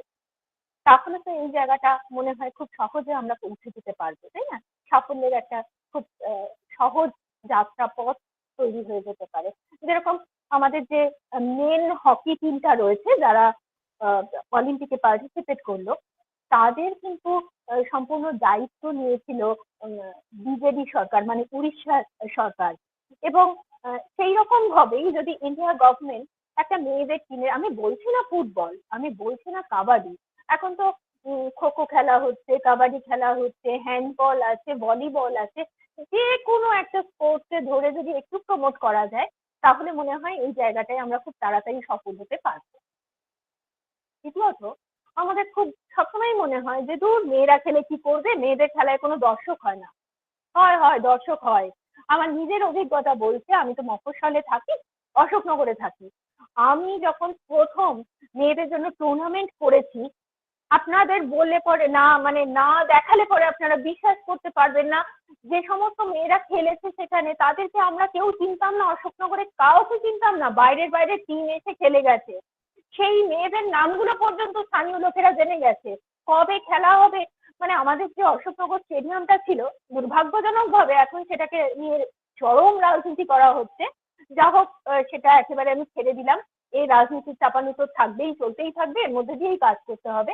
কিন্তু প্রথম যে আমরা টুর্নামেন্টটা করেছিলাম, সেখানে আপনারা বিশ্বাস করতে পারবেন না, অখ্যাত মেয়েদের খেলা দেখার জন্য 1000-5 লোক আমাদের স্টেডিয়ামে উপস্থিত প্রত্যেক দিন। শুধু ফাইনাল বা মেয়েদেরকে দেখবে তা নয়, মেয়েদেরকে দেখতে গেলে, মেয়েরা শর্টস পরে দৌড়ে বেড়াচ্ছে এটা দেখতে গেলে বোধহয় তারা ফুটবল ছেড়ে জিমনাস্টিক্সের দিকেই বেশি যাবে, কিন্তু সেটা তারা যাচ্ছে না। তারা কিন্তু মেয়েদের খেলাটাকে এনজয় করতে আসছে। এবং দর্শকদের মধ্যে তর্ক হচ্ছে, হাতাহাতি হচ্ছে, না একে ম্যান অফ দ্য ম্যাচ কেন করা হলো, sorry man of the series কেন করা হলো, অমুক খেলায় তো ও অমুক গোলটা ভালো দিয়েছিল, সেই তুলনায় এর স্কোর কম। কতটা মাইনরলি খেলা দেখেছে বলে দর্শকদের মধ্যে এই উদ্দীপনাটা তৈরি হতে পেরেছে। শুধু আমরা যে বলি মেয়েদের খেলা আমরা করব না, দর্শক হবে না, এটা ভুল কথা। কারণ আমরা এই আয়োজনটা করার সাহসটাই নিতে পারি না। আমার কাছে কোনো টাকা পয়সা কিচ্ছু ছিল না, কিন্তু আমি যে টুর্নামেন্ট করেছি, লাখ লাখ টাকা আমাকে অন্য মানুষে দিয়েছে। কোনো স্বীকৃত সংস্থা আমাকে টাকা দেয়নি, স্থানীয় মানুষরা আমাকে টাকা দিয়েছে, পৌলমী তুই এই কাজটা করছি, আমি তোর পাশে আছি। সৎ ইচ্ছা থাকলে কোনো কাজে কখনো কোনো বাধা আসে না। এই কাজগুলো করতে পারলে না মনে হয় যে দূর আমি কি অধ্যাপিকা, দূর আমাকে নিয়ে মানে আমার 10টা পেপার বেরিয়েছে, এগুলো আমার আর মনের মধ্যে কাজই করে না। তখন মনে হয় যে এতগুলো মানুষ, হাজার হাজার মানুষ এনজয় করছে, হাজার হাজার মানুষের ভালো লাগছে, এর থেকে বড় তৃপ্তি আর কোথায় আছে। কিন্তু এখানেও আমাদের দুর্ভাগ্যের শেষ নেই। আমরা জানি না হয়তো এই যে মেয়েরা এসেছিল না, এই মেয়েদের একজন কন্টাক্ট পার্সন আছে, তারা নিজেদের আক্ষেপটা গোছানোর জন্য না এই মেয়েদের যে পোটেনশিয়ালিটিগুলো আছে এগুলোকে একেবারে কুটির কাঁচামাল হিসাবে ব্যবহার করে। এর থেকে ভদ্র ভাষায় আর বলার কিছু নেই। তারা মেয়েদেরকে দিয়ে ক্ষেত খেলাবে। চতুর্দিকে আমাদের যে টুর্নামেন্টটা হয়েছিল, বারবার আমাদের বলতে খারাপ লাগছে, কিন্তু যেহেতু ওটা একটা স্ট্যান্ডার্ড টুর্নামেন্ট, আমাদের ওয়েস্ট বেঙ্গলে খুব কম এরকম ধরনের টুর্নামেন্ট হয়েছে। একেবারে প্রমাণ সাইজের মাঠ, 35 মিনিট, 10 মিনিট, 35 মিনিটের খেলা হয়েছিল, 11 সাইডের খেলা হয়েছিল, বারপোস্ট একদম স্ট্যান্ডার্ড বারপোস্ট, এবং সেখানে পাশ করা অফিসিয়াল যারা ন্যাশনাল অফিসিয়াল রয়েছে তারা এসে খেলা চালিয়েছিলেন। এবং এই যে স্ট্যান্ডার্ডাইজেশন, এই স্ট্যান্ডার্ডাইজেশনটা কিন্তু রাষ্ট্রীয় পরিকাঠামো মেনে, রাষ্ট্রীয় পরিকল্পনায় যে টুর্নামেন্ট গুলো হয় সেখানেও কিন্তু এই স্ট্যান্ডার্ডাইজেশনটা আমরা দেখতে পাই না। এটা খুব মানে খারাপ লাগার একটা জায়গা। ও মেয়েদের খেলা, চলো ছেলেদের খেলাতেও হচ্ছে। ও 5 সাইড মেরে কেটে 7 সাইড, 15 মিনিট 4 মিনিট, 15 মিনিটও যায় না, 12 মিনিট 4 মিনিট, 12 মিনিটের খেলা, কোনো মানে স্ট্যান্ডার্ড মাপ নেই মাঠের, একেবারে ছোট্ট একটুখানি জায়গা পেলে তার মধ্যেই তারা খেলিয়ে দিচ্ছে। এইভাবে যেন কোথাও মনে হচ্ছে মেয়েদেরকে অসম্মান করা হচ্ছে। তাই আমরা সবসময় চাই মেয়েদেরকে সসম্মানে মাঠে নিয়ে আসতে হবে। তা না হলে কিন্তু কোনো মতেই আমরা যে এই যে ক্ষমতায়নের কথা বলছি, নারী ক্ষমতায়ন, সত্যি কিন্তু নারী ক্ষমতায়ন কিন্তু মানে খেলাধুলোর মাধ্যমে যেরকম ভাবে হয় সেটা কিন্তু অন্য কিছুর মাধ্যমে হওয়াটা মুশকিল। মানে নারী ক্ষমতায়ন, ওমেন এম্পাওয়ারমেন্ট মানে তো মুষ্টিমেয় কিছু নারীর, একটা সোসাইটির একটা কয়েকজন নারীর ক্ষমতা পাইয়ে দেওয়া, সেটা তো নয়। সবার জন্য, সমস্ত স্তরের মানুষের জন্য, সমস্ত ধর্ম, সমস্ত বর্ণের মেয়েদের জন্য এই ক্ষমতায়ন। তাই যাদের মেধা কম, যাদের সাংস্কৃতিক বোধ কম, তাদের হয়তো শারীরিক গঠন ভালো, একটু প্রচেষ্টা করলে তার মধ্যে যদি সম্পূর্ণ ধরনের ফিটনেস থাকে, সে যদি স্কিলটা শিখে নিতে পারে। অনেক তো ফালতু আমরা ব্যয় করে দেখি না, সময় টাকা পয়সা অনেক ফালতু ব্যয় করি। দেখা যাক যদি এদেরকে কিছু করা যায়, সেই উদ্দেশ্য নিয়েই আমরা এগোচ্ছি। এবং আবারও বলছি, এটা আমার একার কাজ নয়, এটা আমাদের সকলের কাজ।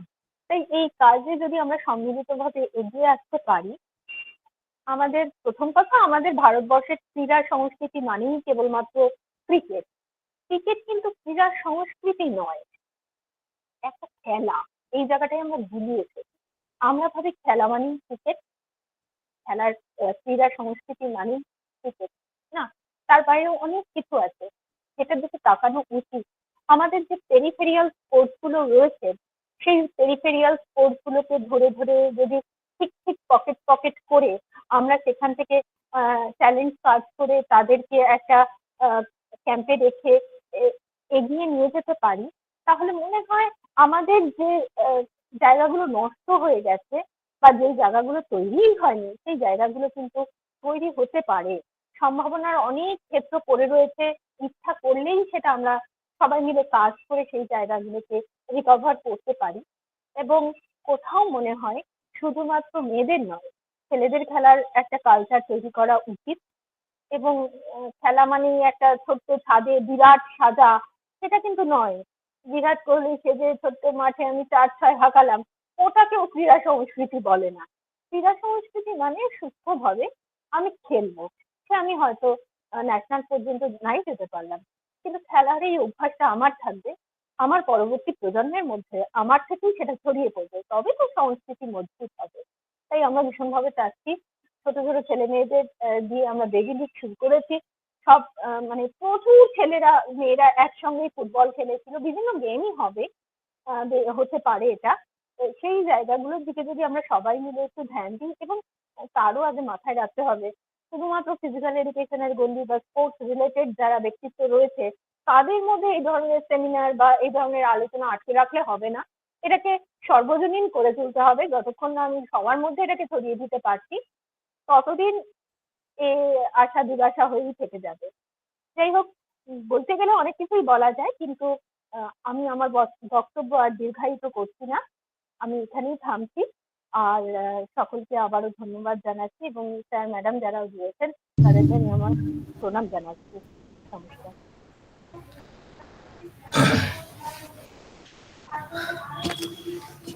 অসংখ্য ধন্যবাদ। বারবার শিহরণ জাগানোর মতো দিদির ভাইয়ের কথার মধ্যে দিয়ে ফুটে উঠছিল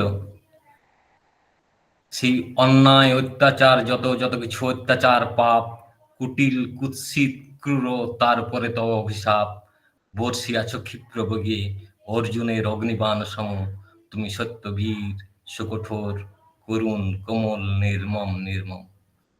দিদি ভাইয়ের কথাগুলো যেন একদম বাস্তব চোখে আঙ্গুল দিয়ে দেখিয়ে দেওয়ার মতো। বারবার মনে হচ্ছিল যেন স্লাইড নেই, কি হবে কি হবে, কেমন হবে। দিদি ভাইয়ের শোনা যায়নি, আমার পক্ষে শোনার সৌভাগ্য হয়নি, লেখা পড়ার সৌভাগ্য অনেকে হয়েছে, কিন্তু আজকে আমার মনে দিদি ভাইয়ের যেন একটা ছাপ রেখে দিলেন। অসংখ্য ধন্যবাদ দিদি ভাইকে। আমরা প্রথমেই চলে যাব, আমাদের সঙ্গে যুক্ত আছেন, যেহেতু দিদি ভাইয়ের আলোচনা, আমি আরেক দিদি ভাইকে ডেকে নেব, অধ্যাপিকা সাগরিকা বন্দ্যোপাধ্যায় মহাশয়াকে প্রথমেই ফিডব্যাক ওনার কাছ থেকেই চাইব। দিদি ভাই, আপনি আনমিউট করে আজকের আলোচনায় অংশগ্রহণ করুন, প্রণাম নেবেন।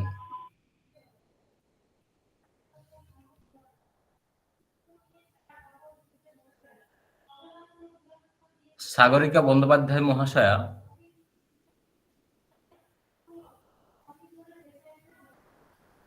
আপনি আনমিউট করে যদি আমাদের আলোচনা সভায় অংশগ্রহণ করেন।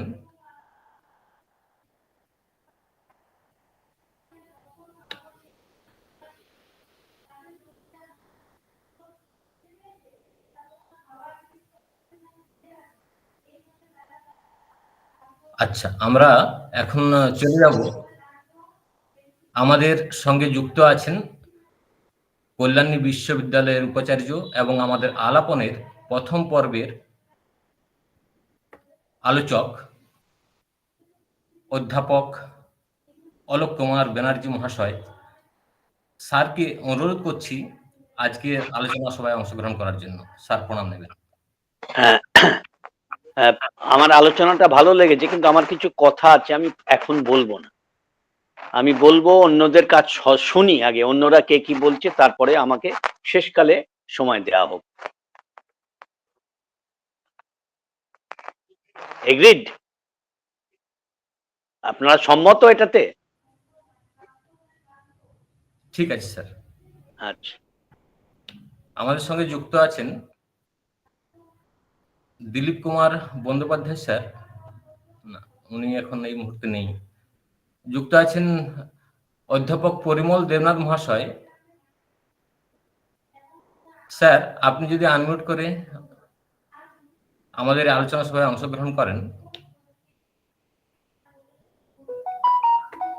হ্যাঁ, ধন্যবাদ আয়োজকদের, ততোধিক ধন্যবাদ আজকের বক্তা পৌলমী ম্যাডামকে। খেলাধুলোর জগতে মেয়েদের যে অবস্থান বর্তমানে আছে, তার উপরে ভীষণ ভীষণ সত্যি একটা চিত্র উনি তুলে ধরেছেন। তো সেই চিত্রটা বেশিরভাগটাই উনি একটু নেগেটিভ রাখার মধ্যেই ছিলেন, বেশিটা ভয়ের মধ্যেই অনেক সময় আমরা কাটিয়েছি ওনার গোটা বক্তব্যটা। কিন্তু উনি যে কাজগুলো করছেন সেগুলো নিশ্চয়ই প্রশংসার দাবি রাখে। তা আমি কিন্তু এই এত নিরাশ নই মেয়েদের খেলাধুলার জগতে যে বর্তমানে যে অবস্থান, সেটা সম্পর্কে কিন্তু আমি অতটা নিরাশ নই, বরং আমি আশাবাদী। এবং আজকে 1896 অলিম্পিক থেকে যদি শুরু করি, যেখানে মেয়েদের অংশগ্রহণ ছিল 0, আর আজকে গত প্যারিস অলিম্পিকে যদি সংখ্যা নেওয়া যায়, তাহলে পুরুষ আর ছেলে প্রায় 50-50 হয়ে গেছে। এবং যে সমস্ত খেলাগুলো এক সময় আমরা ভাবতাম এগুলো মেয়েদের খেলা নয়, এখন এমন কোনো খেলা নেই যে খেলায় মেয়েরা শুধু অংশগ্রহণ করছেন না, পারদর্শিতা এমন জায়গায় গেছে যে ছেলেদের সাথে ওরা প্রায় সমানে সমানে তাদের যে দক্ষতা সেটা তার স্বাক্ষর রাখছে। আমার আক্ষেপটা অন্য জায়গায়। যতগুলো কথা পৌলমী ম্যাডাম বলেছেন সেগুলো তো অস্বীকার করার উপায় নেই। তার মধ্যেও আমাদের তো খুঁজতে হবে যে এখান থেকে বেরোতে হবে, এখান থেকে পরিস্থিতি যেমন উত্তরোত্তর পরিবর্তন হচ্ছে, ভালোর দিকে যাচ্ছে, এটা আমাদেরও স্বীকার করে নিতে হবে।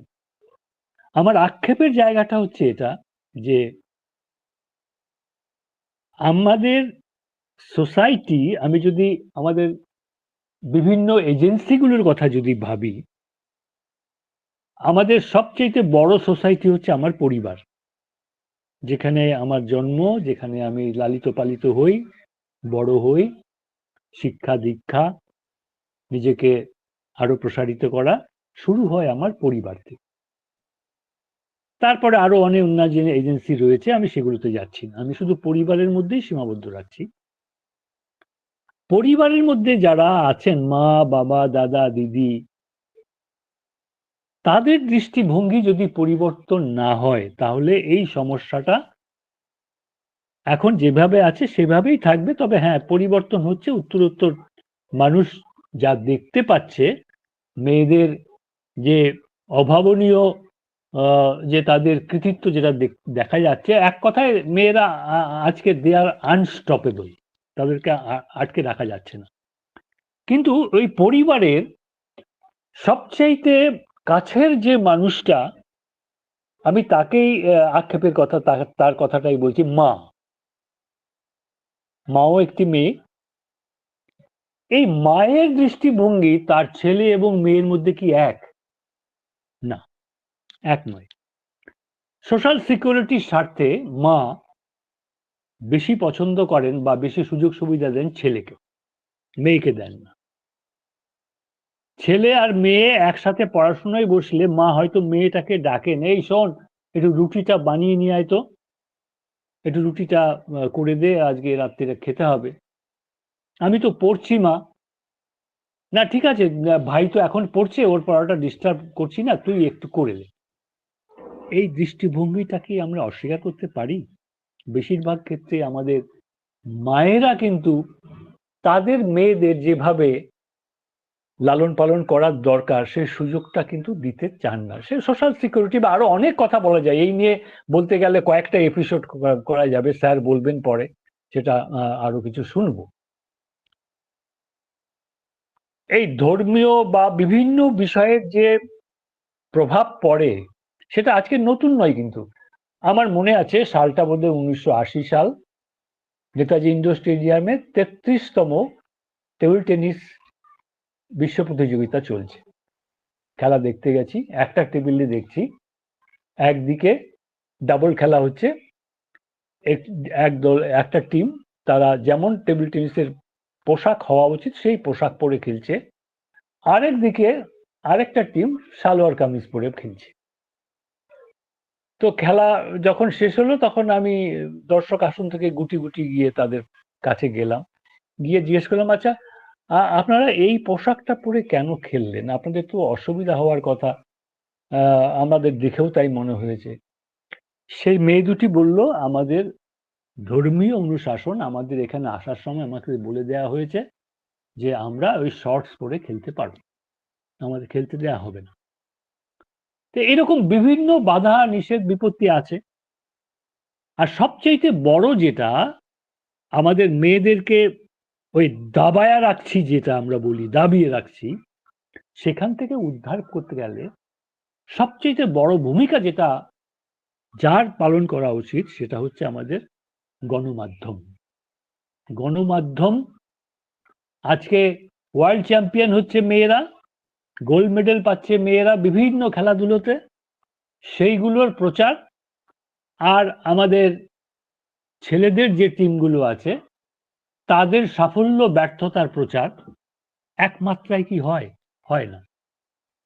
এখন এই মিডিয়াকে কি বলবো, মিডিয়াও পরিচালিত হচ্ছে আজকাল, মার্কেট তাদেরকে কন্ট্রোল করছে, মালিক যারা তাদের নির্দেশ থাকে কোন সংবাদকে বেশি প্রচার করতে হবে, কোন সংবাদকে কম প্রচার করতে হবে। একটা এরকম সেমিনারে কয়েকজন সাংবাদিক আমাদের সামনে বসেছিলেন। সাধারণত সাংবাদিকরা প্রশ্ন করেন, কিন্তু সেই দিনের অনুষ্ঠানটাতে সাংবাদিককে প্রশ্ন করার একটা সুযোগ আমাদের এসেছিল, এরকম একটা ব্যবস্থা হয়েছিল। তো একজন সাংবাদিক, আমি একজন দর্শক আসন থেকে সাংবাদিকদের প্রশ্ন করলাম যে আপনারা এমন অনেকগুলো খেলা আছে যে খেলায় শারীরিক সক্ষমতা কোনো খেলার থেকে কম লাগে না, সেই সমস্ত খেলার আপনারা কেন প্রচারে আনেন না, যেমন খো খো, কাবাডি ইত্যাদি? বললেন কি করব, আমরা তো খবর দিই। আমরা, হ্যাঁ দেন, আমরা খুঁজে পাই না সেটা, কোন পাতায় দুটো একটা লাইন হয়তো থাকে, কিন্তু অন্য খেলাগুলোর যে জায়গা জুড়ে থাকে সেটা কি থাকে, আপনারা কেন করেন? উনি পরিষ্কার কনফেস করলেন, দেখুন আমাদের হাত পা বাঁধা, আমাদের নির্দেশ আছে কি কি আমাদের করতে হবে ইত্যাদি। তবে এই পৌলমীদের মতো আরো পৌলমী যদি আমাদের সমাজে এগিয়ে আসে তাহলে কিন্তু এই চিত্রটির আরো অনেক ভালো দিকে যাবে। একটা উদাহরণ দিয়েই আমি আমার কথাটা শেষ করব। আমি একটা সংস্থার সাথে যুক্ত আছি, অনেকে জানতেও পারেন, ক্রীড়া শক্তি তার নাম। ক্রীড়া শক্তি আমাদের কিচ্ছু নেই, ঢাল নেই, তরোয়াল নেই, টাকা পয়সা নেই, বাসস্থান নেই, সরঞ্জাম নেই, কিছু নেই, কিন্তু একটা অর্গানাইজেশন আছে। আমরা আমাদের রাজ্যের বিভিন্ন অঞ্চলে, বিশেষ করে প্রত্যন্ত অঞ্চলে যেখানে সুযোগ সুবিধা নেই, খেলাধুলোর ব্যবস্থা নেই, তাদের উপরে আমরা কিছু কাজকর্ম করছি। এবং আপনারা শুনে খুশি হবেন যে আমরা যেখানে যেখানে যাচ্ছি, যাদের পাশে আমরা থাকছি, তাদের 70% হচ্ছে মেয়েরা, এবং তাদের ফুটবল টিম থেকে শুরু করে, অ্যাথলেটিক্স থেকে শুরু করে, তীরন্দাজি থেকে শুরু করে, যেটা যেখানে হচ্ছে সেখানে আমরা ভিত্তি করে সবাই, আমি অনেক ছাত্রছাত্রীর কাছে করেছি, অনেকে সাড়া দিয়েছে, সেইগুলো দিয়ে তাদের কাছে আমরা সেই কিছু কিছু করে সরঞ্জাম পৌঁছে দিই। একটা ছোট্ট জায়গায় আমরা একটা জিম, সেখানে স্পোর্টস মেডিসিনের লোকেরা আসে, ডাক্তার আসেন, ফিজিওথেরাপির ব্যবস্থা বলি, আপনাদের বিনা পয়সায় এখানে আসুন, যদি আরো ইনজুরি হয় তাহলে আমাদের বিশেষজ্ঞ ডাক্তাররা রয়েছেন, তারা বিনা পয়সায় আমাদের এই সার্ভিসটা দেন, তারা সাহায্য করবেন। আমাদের এখান থেকে এই গ্রামাঞ্চলের মেয়েদের মধ্যে আন্তর্জাতিক পর্যায়ে পর্যন্ত মেয়েরা পৌঁছে গেছে। কিছুদিন আগে সম্বর্ধনা দিচ্ছিলাম এই ধরনের ছেলে মেয়েদের। কোয়েল বলে একটি মেয়ে, সে এত সাধারণ ঘরের একটি মেয়ে, শরীর এত খারাপ হয়ে গেছিল, চিকিৎসা করার ব্যবস্থা ছিল না, সে ভালো খেলাধুলা করতো ডাইভার্সে। এক সময় খেলা ছেড়ে দিতে বাধ্য হলো যে তার চিকিৎসা এবং খাওয়া দাওয়া করার মতো কোনো ব্যবস্থা নেই। এই খবরটা যখন আমাদের কাছে আসে, আমরা তখন কাছে যাই, সেটা রেক আপ করি, তার খাওয়া দাওয়ার ব্যবস্থা, তার অনুশীলন ব্যবস্থা করি। সেই মেয়েটি আজকে সিআরপিএফ এ একটা চাকরি পেয়েছে, তাকে একটা সম্বর্ধনা দিলাম। এরকম অনেক আছে আমাদের মধ্যে, একেবারে এতটা লুমিচার নয়। ম্যাডাম যতটা যেভাবে তুলে ধরার চেষ্টা করেছেন, আমি দুটোটাই বলবো যে আমরা কিন্তু মেয়েদের নিয়ে এগোচ্ছি এবং এগোতে থাকবো। এরকম আরো পৌলমী দরকার, এরকম ক্রীড়া শক্তির মতো আরো দরকার। আর বিশেষ করে দরকার হচ্ছে, যেটা সবচেয়ে বড় দরকার, যে একদম বাড়ি থেকে এডুকেশনটা যতদিন না পর্যন্ত সঠিকভাবে দেয়া যাবে। স্যার এখানে আছেন, মাঝে মধ্যে স্যার একটা কথা বলেন, সেই কথাটা ভীষণভাবে আমাকে ভাবায়। যখন আমরা অ্যাথলিটদের সাফল্য নিয়ে চিন্তা ভাবনা করি, স্যার বলেন যে সাফল্যের আগে যে অ্যাথলিটের সাফল্যের কথা আমরা ভাবছি, আমাদের ভাবতে হবে তার মা বাবাকে নিয়ে, অর্থাৎ হেরিডিটিটা কোথা থেকে আসছে। অতএব আমাদেরও একবারে বাড়ি থেকেই এই চেষ্টাটা শুরু করতে হবে। বাবা মা আত্মীয় স্বজন যারা আছে তাদের দৃষ্টিভঙ্গির পরিবর্তন করতে হবে, এবং সেটা শিক্ষা। শিক্ষা মানে এখানে শুধু ডিগ্রির কথা হচ্ছে না, এইখানে শিক্ষা বলতে তাদের সচেতনতা বিভিন্নভাবে আনা যায়। অনেক মেয়েরা আজকাল চাকরি পাচ্ছে সরকারি বেসরকারি ক্ষেত্রে শুধু খেলাধুলো দিয়ে, পড়াশোনায় উচ্চতর ডিগ্রিতে ভর্তি করার জন্য শুধু খেলাধুলো দিয়ে তারা সুযোগ পাচ্ছে। অতএব আমি খুবই আশাবাদী যে মেয়েরা আরো বেশি এগিয়ে যাবে, ছেলেদেরকে টপকেও কখনো কখনো যাবে। এক সময়কার ছেলেদের যে রেকর্ড ছিল, সেই রেকর্ড কিন্তু আজকের মেয়েরা ভেঙে দিয়েছে, সেই ঘটনাও আছে। আমি অনেকটা সময় নিয়ে ফেললাম, ধৈর্যচ্যুতি ঘটিয়ে ফেলছি, প্রায় মাপ চাইছি। একটু কি বলবো, যে একটু আবেগপ্রবণই হয়ে যাই আর কি এই বিষয়গুলো যখন আলোচনায় আসে। সবাইকে ধন্যবাদ। অসংখ্য ধন্যবাদ স্যার, আপনার অমূল্য বক্তব্য রাখার জন্য। আমাদের সঙ্গে উপস্থিত আছেন কল্যাণ বিশ্ববিদ্যালয়ের উপাচার্য প্রফেসর অলোক কুমার ব্যানার্জি মহাশয়। স্যারকে আনমিউট করে ওনার বক্তব্য রাখার জন্য অনুরোধ জানাচ্ছি স্যার। আর কেউ বলবেন না কিছু? না, আমি বলতে আমার আপত্তি নেই বলতে, কিন্তু আমি ভাবছিলাম যে সবার শেষে বলবো। পৌলমী আমার সরাসরি ছাত্রী হয়নি, কিন্তু আমি এদের তো আমার ছাত্রছাত্রীর মতোই দেখি, সেই জন্য ঠিক আছে আমি বলছি যা বলার। সেটা হচ্ছে যে 1 নম্বর, যেভাবে একটা সামাজিক সমস্যাকে সে তুলে ধরেছে, যে বক্তব্য সে রেখেছে, বক্তব্যের ভঙ্গি, এবং প্রায় 1 ঘন্টার ওপর সে বলে গেল, এইটাকে দারুণভাবে আমি অ্যাপ্রিসিয়েট করছি। বিশেষ করে এইরকম একটা সামাজিক সমস্যাকে সে যে এইরকম একটা মঞ্চে তুলে ধরলো, এটাই একটা বড় ব্যাপার। এইরকম একটা সমস্যা, যদিও এতদিন ধরে আমাদের যে আলোচনাগুলো হয়েছে সেটা মূলত একাডেমিক বিষয় ছিল। মূলত 1-8জন হয়তো, আমি সবগুলো শুনিনি, সেগুলো কিরম ছিল হয়তো বলতে পারবো না, কিন্তু আমার মনে হয় 90% কেসটা একাডেমিক। আজকের আলোচনাটা সেই অর্থে একাডেমিক হয়নি, একটা সামাজিক সমস্যা তুলে ধরা হয়েছে, আমি সেটাকে অ্যাপ্রিসিয়েট করলাম।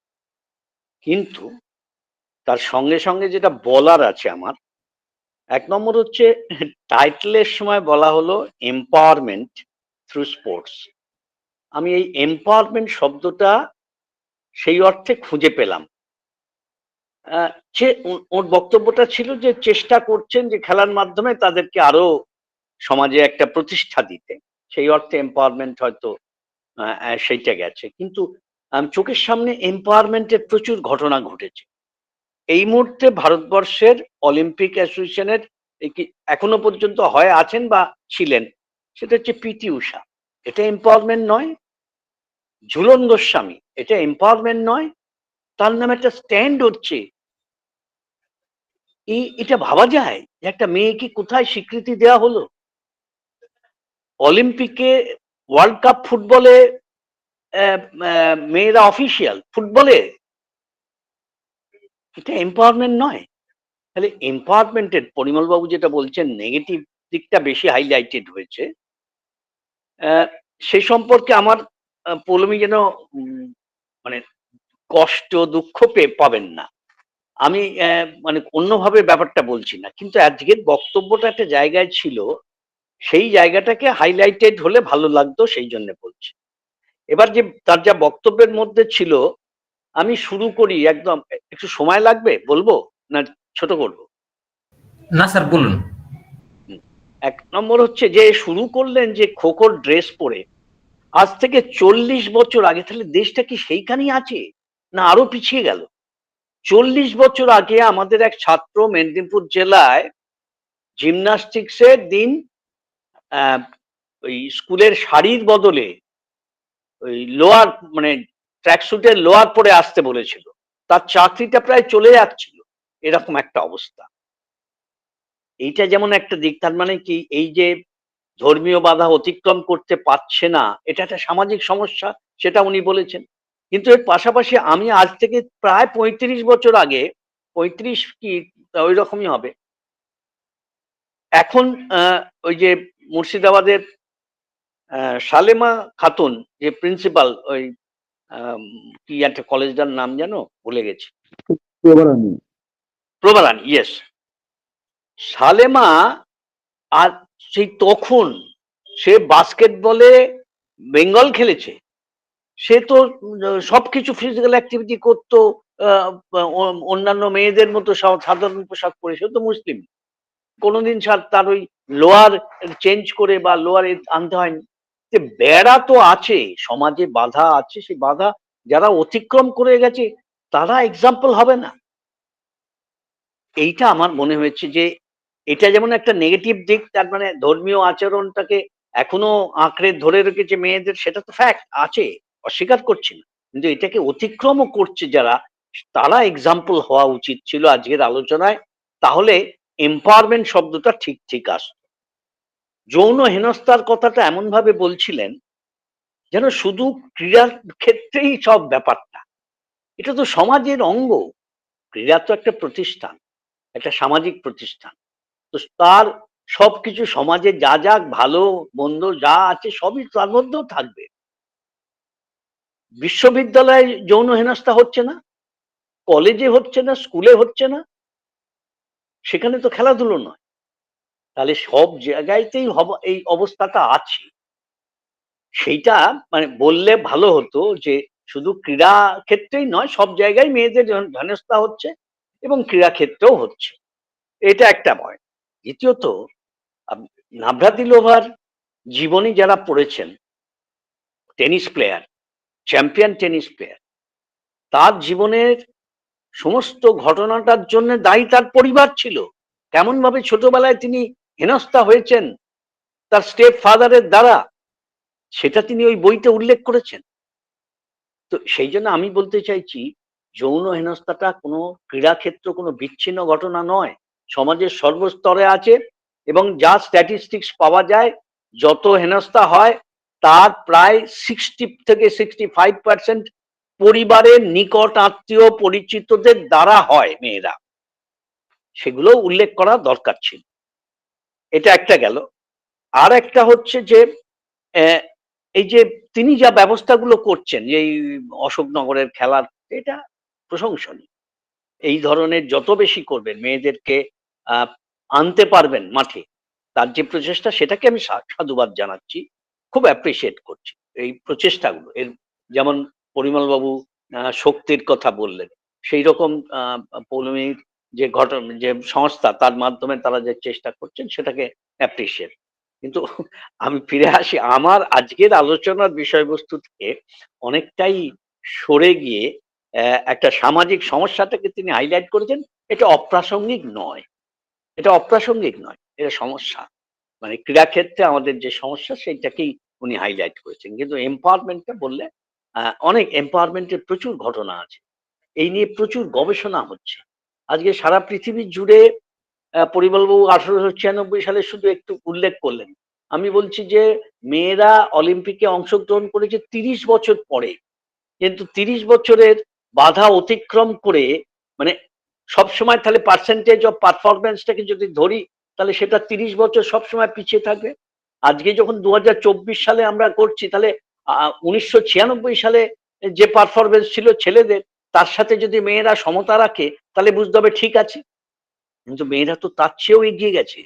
30 বছর পিছন থেকে তারা শুরু করে এখন কিন্তু অনেকখানি এগিয়ে গেছে। অনেক ইভেন্টে, বিশেষ করে সুইমিং এর কতগুলো ইভেন্টের 400 মিটার এবং তার চেয়ে বেশি দূরত্বের সুইমিং এর মেয়েদের যা পারফরমেন্স, সেটার ধারে কাছে এশিয়ার কোনো ছেলে আসতে পারে না। তো এটা একটা উমেন এম্পাওয়ারমেন্টের মতো। এবং এই রকম আমি অনেককে দেখেছি যারা এই খেলার মাধ্যমে জীবনে প্রতিষ্ঠিত হয়েছে মেয়েরা, সেইগুলো এম্পাওয়ারমেন্ট, এগুলো পজিটিভ দিক ছিল। তো যাই হোক, এই ধরনের আলোচনা হয়েছে, আই অ্যাপ্রিসিয়েট। যেটুকু উল্লেখ করার ছিল আমি করেছি। আপনাকে পৌলমীকে অনেক ধন্যবাদ, থ্যাংক ইউ ভেরি মাচ। অসংখ্য ধন্যবাদ স্যার, প্রণাম নেবেন। এভাবেই আমাদের সঙ্গে আলাপনের সঙ্গে যুক্ত থাকুন এবং আলাপনকে আরো সমৃদ্ধ করে নিয়ে চলুন। আমাদের সঙ্গে যুক্ত আছেন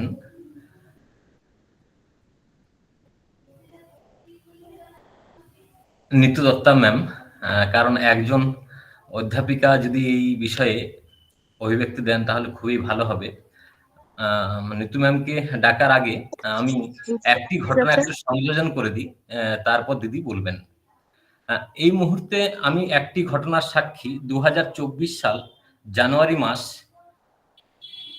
পিএমও অফিসে 36টা ফাইল জমা পড়েছে। স্পোর্টস রিলেটেড ফাইল কোনো জমা পড়েনি। ওখান থেকে ফোন এসেছে ত্রিশক্তি সামাজিক সংগঠন, যে আমি যেরকম স্কুল ছুট সেরকম খেলোয়াড় মহিলা ছুট, বিবাহিতর পর এক ম্যাক্সিমাম সংখ্যায় ক্রীড়া ময়দান ছেড়ে চলে যাচ্ছে বা আর্থিক কারণে ক্রীড়া ছুট হচ্ছে। এই বিষয়ে আমি একটা সার্ভে করাতে চাই সারা ভারতবর্ষ ব্যাপী। টাইম 3 মাস। সঙ্গে সঙ্গে ত্রিশক্তি অপারক হয় এবং ক্রীড়া ভারতী সামাজিক সংগঠন তার কাছে দায়িত্বভার আসে। ভারতের 3 মাসের মধ্যে, যেহেতু এই সংস্থার সঙ্গে যুক্ত এবং কাজটির সঙ্গে যুক্ত আমি, প্রায় 70টা কোয়েশ্চেন ছিল। কিন্তু কাদের ডাটা কালেকশন করতে হবে? যারা স্টেট খেলেছে এরকম মহিলা, খেলা ছেড়ে দিয়েছে বা খেলছে এখন স্টেট বা তদূর্ধ্ব, সেই সমস্ত প্রতিটা জেলা থেকে 100 জন মহিলার ডাটা নিয়ে 3 মাসের মধ্যে জমা করতে হবে। তো সেখানে আবার কোনো ছেলেকে যাওয়া যাবে না, বাড়ির বাইরে পর্যন্ত ছেলে যেতে পারে, ডাটাটা কালেকশন করতে পারবে। তার বাড়ির মা থাকতে পারেন এবং যিনি ডাটা নিতে যাবেন তাকে অবশ্যই মহিলা হতে হবে, যাতে করে তার সমস্ত সমস্যা তিনি খুলে বলতে পারেন। এই ডাটা 2024 সালে জমা পড়েছে। 700টা জেলাকে নিয়ে প্রতিটা জেলার 100টা করে ডাটা। সেটার সুফল আমরা আগামী 2025 সালে হয়তো দেখতে পাবো, যেটা মহিলাদের এম্পাওয়ারমেন্ট যে সমস্ত খেলোয়াড় আছেন তাদের পক্ষে আমার মনে হয় পজিটিভ আসবে। এবার আমি নিতু দত্তা ম্যামকে বলবো আজকের আলোচনা প্রসঙ্গে কিছু বলার জন্য। এটা তো তুমি খুব ভুল করেছো কেশব স্যার। কেন আমি চাইছিলাম কি স্যারই লাস্টে বলুক, Alok sir. Well, I congratulate Paulomi madam for very relevant issue. Being I was a sports person from very young age, কিন্তু আমি এরকম কোনো বিটার এক্সপিরিয়েন্স পাইনি। অ্যাজ পরিমল স্যার টোল্ড কি মা বাবাকে আগে শিক্ষিত হতে হয় বা ফ্যামিলিকে প্রমোশন অ্যাকচুয়ালি মা বাবা করে। In that way I was lucky enough কি আমার বাবাও ব্যাডমিন্টন প্লেয়ার ছিলেন।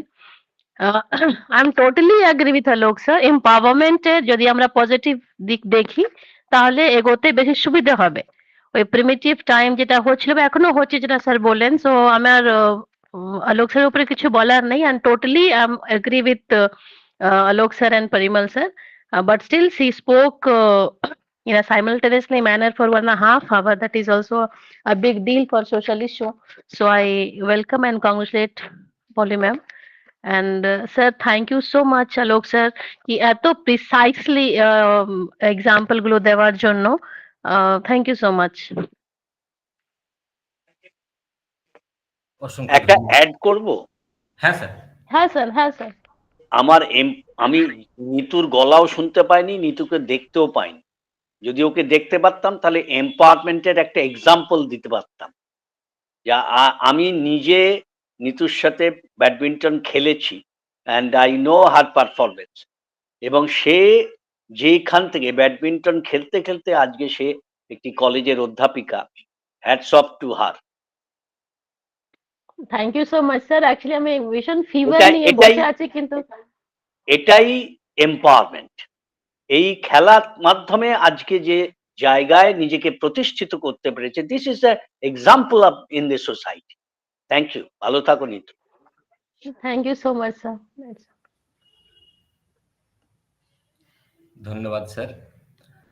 ধন্যবাদ নিতু দত্তা ম্যাডাম। এবার আমাদের এই আলোচনা সভায় যদি কেউ কিছু জানতে চান বা অংশগ্রহণ করতে চান, সবার জন্য প্ল্যাটফর্মটি উন্মুক্ত করছি। আমি সঞ্চালকের অনুমতি নিয়ে আমি দু একটা কথা আবারও একবার একটু বলতে চাইছি। বলুন। হ্যাঁ, হ্যাঁ। প্রথমেই বলবো যে আমার বক্তব্য শোনার পর যে ধরনের কাটাছেঁড়া হলো, মানে এটাতে আমার মনে হয়েছে যে আমার আজকের এখানে বলাটা সার্থক। অন্তত আমাদের এই বিষয়ে যারা বিদগ্ধ রয়েছেন তারা মন দিয়ে আমার কথাটা শুনেছেন, এইটা আমার কাছে ভীষণ খুশি। দ্বিতীয় কথা হচ্ছে, আমি এম্পাওয়ারমেন্টের কথা স্যার এডি স্যারের কথা বলছি। উনি যখন বলছেন যে আমি যখন এম্পাওয়ারমেন্টের কথাটা বলছি নেগেটিভিটি বেশি এসেছে, একদমই স্যার, একদম ঠিক বলেছেন।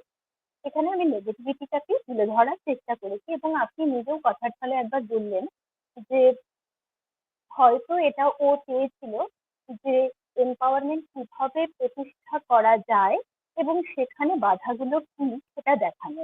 একদমই তাই। এম্পাওয়ারমেন্ট এস্টাবলিশ করতে গেলে, এম্পাওয়ার করতে গেলে কি কি ধরনের প্রতিবন্ধকতার সম্মুখীন আমরা এই মুহূর্তে হচ্ছি, আমি সেগুলোই এখানে তুলে ধরার চেষ্টা করেছি। উদাহরণ অবশ্যই প্রচুর রয়েছে। একটা জিনিস একেবারেই ঠিক, এই আলোচনায় আমার এটাই মনে হয়েছে যে এখানে যেহেতু ফিজিক্যাল এডুকেশন এবং স্পোর্টস রিলেটেড মানুষজন আমরা বেশি রয়েছি, সুতরাং এখানে অবশ্যই মোটিভেশনের দুই দিকটাই আমার রাখা উচিত ছিল। পজিটিভিটিটাও আমার দেখানো উচিত ছিল, নেগেটিভিটিটাকে নিয়ে আলোচনা করেছি।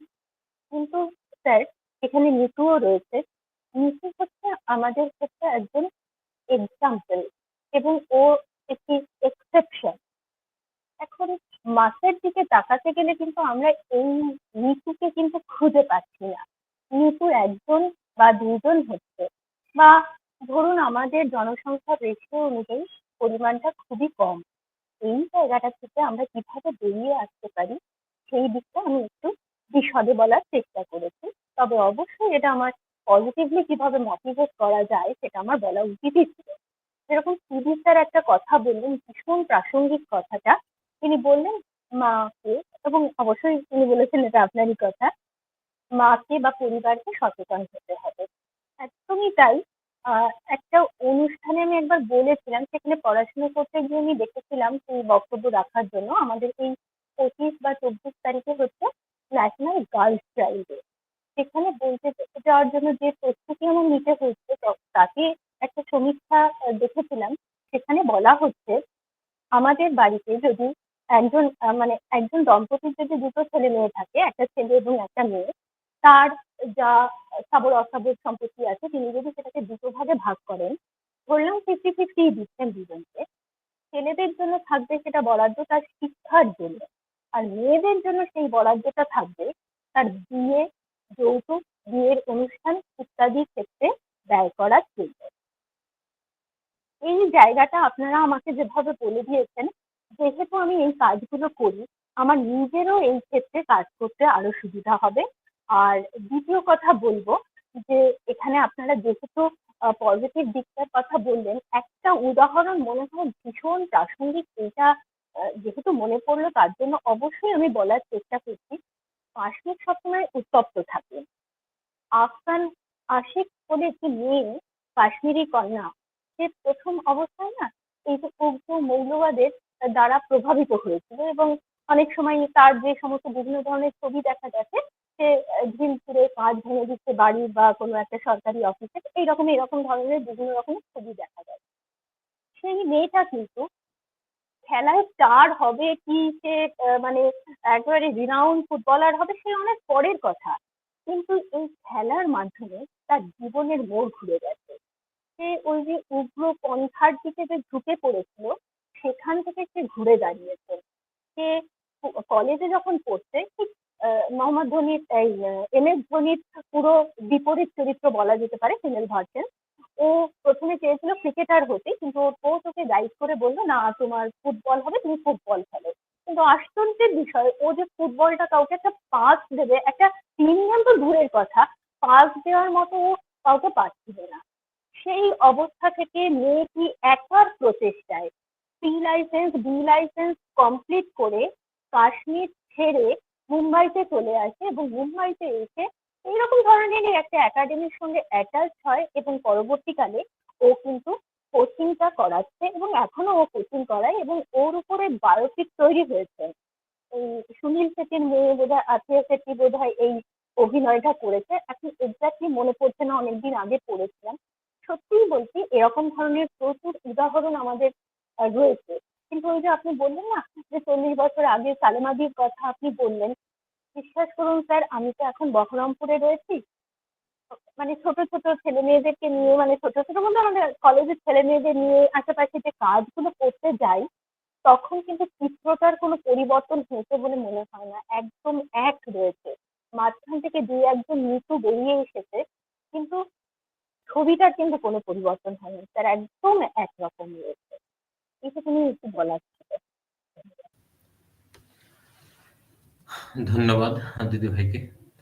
এবার আমি ডক্টর মৃত্যুঞ্জয় দাস মহাশয়কে অনুরোধ করব আজকের ধন্যবাদ জ্ঞাপন করার জন্য। Doctor Mrityunjoy Das sir. অসংখ্য ধন্যবাদ কেশব স্যার। শোনা যাচ্ছে? শোনা যাচ্ছে। আরো একবার সকলকে শুভ সন্ধ্যা। সুস্থ দেহে সুস্থ মন, এই নিয়ে আলাপনের 95তম পর্বের একদম সমাপ্তি লগ্নে আমরা উপস্থিত হয়েছি।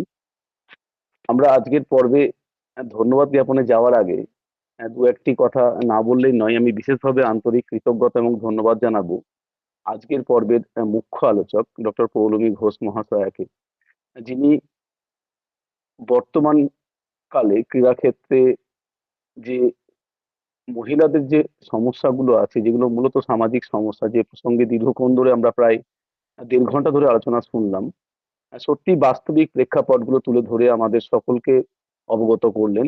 আমি ম্যামকে বিশেষভাবে আন্তরিক কৃতজ্ঞতা এবং ধন্যবাদ জানাই। সেই সঙ্গে সঙ্গে আজকের পর্বে যারা ছিলেন আমাদের শারীরশিক্ষা এবং ক্রীড়া ক্ষেত্রে নক্ষত্রসম ব্যক্তিত্ব, অধ্যাপক অলোক কুমার ব্যানার্জি মহাশয় আমাদের সকলেরই গুরু সম। আমি স্যারকেও যথাযোগ্য সম্ভাষণ, কৃতজ্ঞতা এবং প্রণাম জানাই। আমাদের আজকের পর্বে আছেন এখনো পর্যন্ত আমাদের সাথে অধ্যাপক পরিমল দেবনাথ স্যার। স্যারও তার মূল্যবান সাজেশন দিয়ে আমাদের সকলকে সমৃদ্ধ করেছেন। স্যারকেও যথাযোগ্য সম্মান, কৃতজ্ঞতা এবং আন্তরিক শ্রদ্ধা ও প্রণাম জানাই। আন্তরিক কৃতজ্ঞতা এবং প্রণাম জানাই আজকের পর্বে যে সমস্ত বিদগ্ধ পণ্ডিত প্রবণ গুণীজনেরা আমাদের সঙ্গে যুক্ত হয়েছেন, সেই সমস্ত মানুষজনকে যারা আমাদেরকে প্রতিনিয়ত আমাদের মূলত সেই শুরু থেকে আজ 95তম পর্বে আমরা সমাপ্ত করতে যাচ্ছি, যারা আমাদেরকে প্রত্যক্ষ এবং পরোক্ষভাবে আমাদেরকে সমৃদ্ধ করেছেন, সকলকেই আন্তরিক কৃতজ্ঞতা, শ্রদ্ধা এবং প্রণাম জানাই। আমি আজকের এই পর্ব থেকে বিশেষভাবে ধন্যবাদ জানাবো আমাদের মহাবিদ্যালয়ের সম্মানীয় অধ্যক্ষ, যার কথা না বলেই নয়, যিনি প্রতিটি পর্বেই উপস্থিত থেকে এবং যার দিক নির্দেশনায় আমরা আজকে আমাদের 95তম পর্ব সম্পন্ন করতে পারলাম। আমি মহাবিদ্যালয়ের অধ্যক্ষ অধ্যাপক ডক্টর দেবপ্রসাদ সাহু স্যারকেও যথাযোগ্য সম্মান, কৃতজ্ঞতা এবং প্রণাম জানাই। প্রণাম জানাবো আমাদের বিভাগের সমস্ত অধ্যাপক অধ্যাপিকা বৃন্দ, বিশেষ করে আজকে আছেন, আমি জানি ব্যক্তিগতভাবে দিদির পাশে আমি সারাদিনই ছিলাম, ডক্টর নীতি দত্ত ম্যাম। শারীরিক অসুস্থতা থাকা সত্ত্বেও তিনি শুরু থেকে উপস্থিত থেকে এখনো পর্যন্ত আমাদের সঙ্গে আছেন এবং প্রতিটি পর্বে আমাদের অনুপ্রাণিত করে আমাদের পাশে থাকেন। আমি দিদিকে বিশেষভাবে ধন্যবাদ এবং কৃতজ্ঞতা জানাবো। কৃতজ্ঞতা জানাবো আমাদের এন্টায়ার আলাপনের টিমকে, বিশেষ করে ডক্টর কেশব চন্দ্র গোপ সহ আমাদের বিভাগের প্রত্যেকটি অধ্যাপক অধ্যাপিকাদের। পরিশেষে আরো একবার আমি পৌলমী দিকে বিশেষ কৃতজ্ঞতা জানাবো, যে একটা প্রথমে নভেম্বর মাসের দিকে ঠিক হলেও সেখানে যে সমস্যা ইন্টারনেটের জন্য ব্যাহত হয়, পরবর্তীকালে তিনি আবার আমাদের ডাকে সাড়া দিয়ে আজকের পর্বে এত সুন্দর একটি বিষয়কে আমাদের সকলের সামনে উত্থাপন করলেন। বিশেষ করে ধন্যবাদ জানাবো এই কারণে যে আমাদের প্রথম 10টি পর্বের পর যখন আমরা মুখ্য আলোচকদের নিয়ে একটি আলোচনা করেছিলাম, সেখানে আমাদের অধ্যাপক অলোক কুমার ব্যানার্জি স্যার, তিনি মূলত 3টে দিকের কথা বলেছিলেন, যে একটি লেকচারে 3টে দিক থাকতে হবে। আশা করি স্যারও খুশি হবেন। হয়তো বিষয়টি একটু আর্গুমেন্টিভ হয়েছে, হয়তো একটু যুক্তিতর্ক উঠে এসেছে ঠিকই, তবু এই বিষয়টি একটু ভিন্ন প্রকৃতির এবং আমাদের প্রত্যেকটি শিক্ষার্থী যারা আগামী দিনে শারীরিক শিক্ষার শিক্ষক হবেন বা ক্রীড়া জগতের সঙ্গে যুক্ত হবেন, প্রত্যেকে এই সমস্যাগুলোর কথা যদি আমরা জেনে খেলার মাঠে প্রবেশ করি বা ক্রীড়া ক্ষেত্রে প্রবেশ করি বা শারীরিক শিক্ষা জগতে প্রবেশ করি, আমরা আশা করি আমাদের পায়ের তলার জমি আরো শক্ত হবে। এই কারণেই আমি আরো একবার আমাদের আজকের মুখ্য আলোচক অধ্যাপিকা পৌলমী ঘোষ মহাশয়াকে বিশেষভাবে আন্তরিক কৃতজ্ঞতা এবং প্রণাম জানাই। মৃত্যুঞ্জয়ের এই কথাকে আমি সমর্থন জানাচ্ছি। সব উপস্থিত সকলকেই যথাযোগ্য সম্মান, শ্রদ্ধা এবং কৃতজ্ঞতা জানিয়ে আমরা আলাপনের 95তম পর্বের শুভ সমাপ্তি ঘোষণা করছি। সবাই সুস্থ থাকবেন, ভালো থাকবেন। আবার দেখা হবে আগামী বৃহস্পতিবার 23শে জানুয়ারি ঠিক সন্ধ্যে 7টায় আলাপনের 96তম পর্বে। সবাই ভালো থাকবেন। শুভরাত্রি, নমস্কার। Good night, everyone.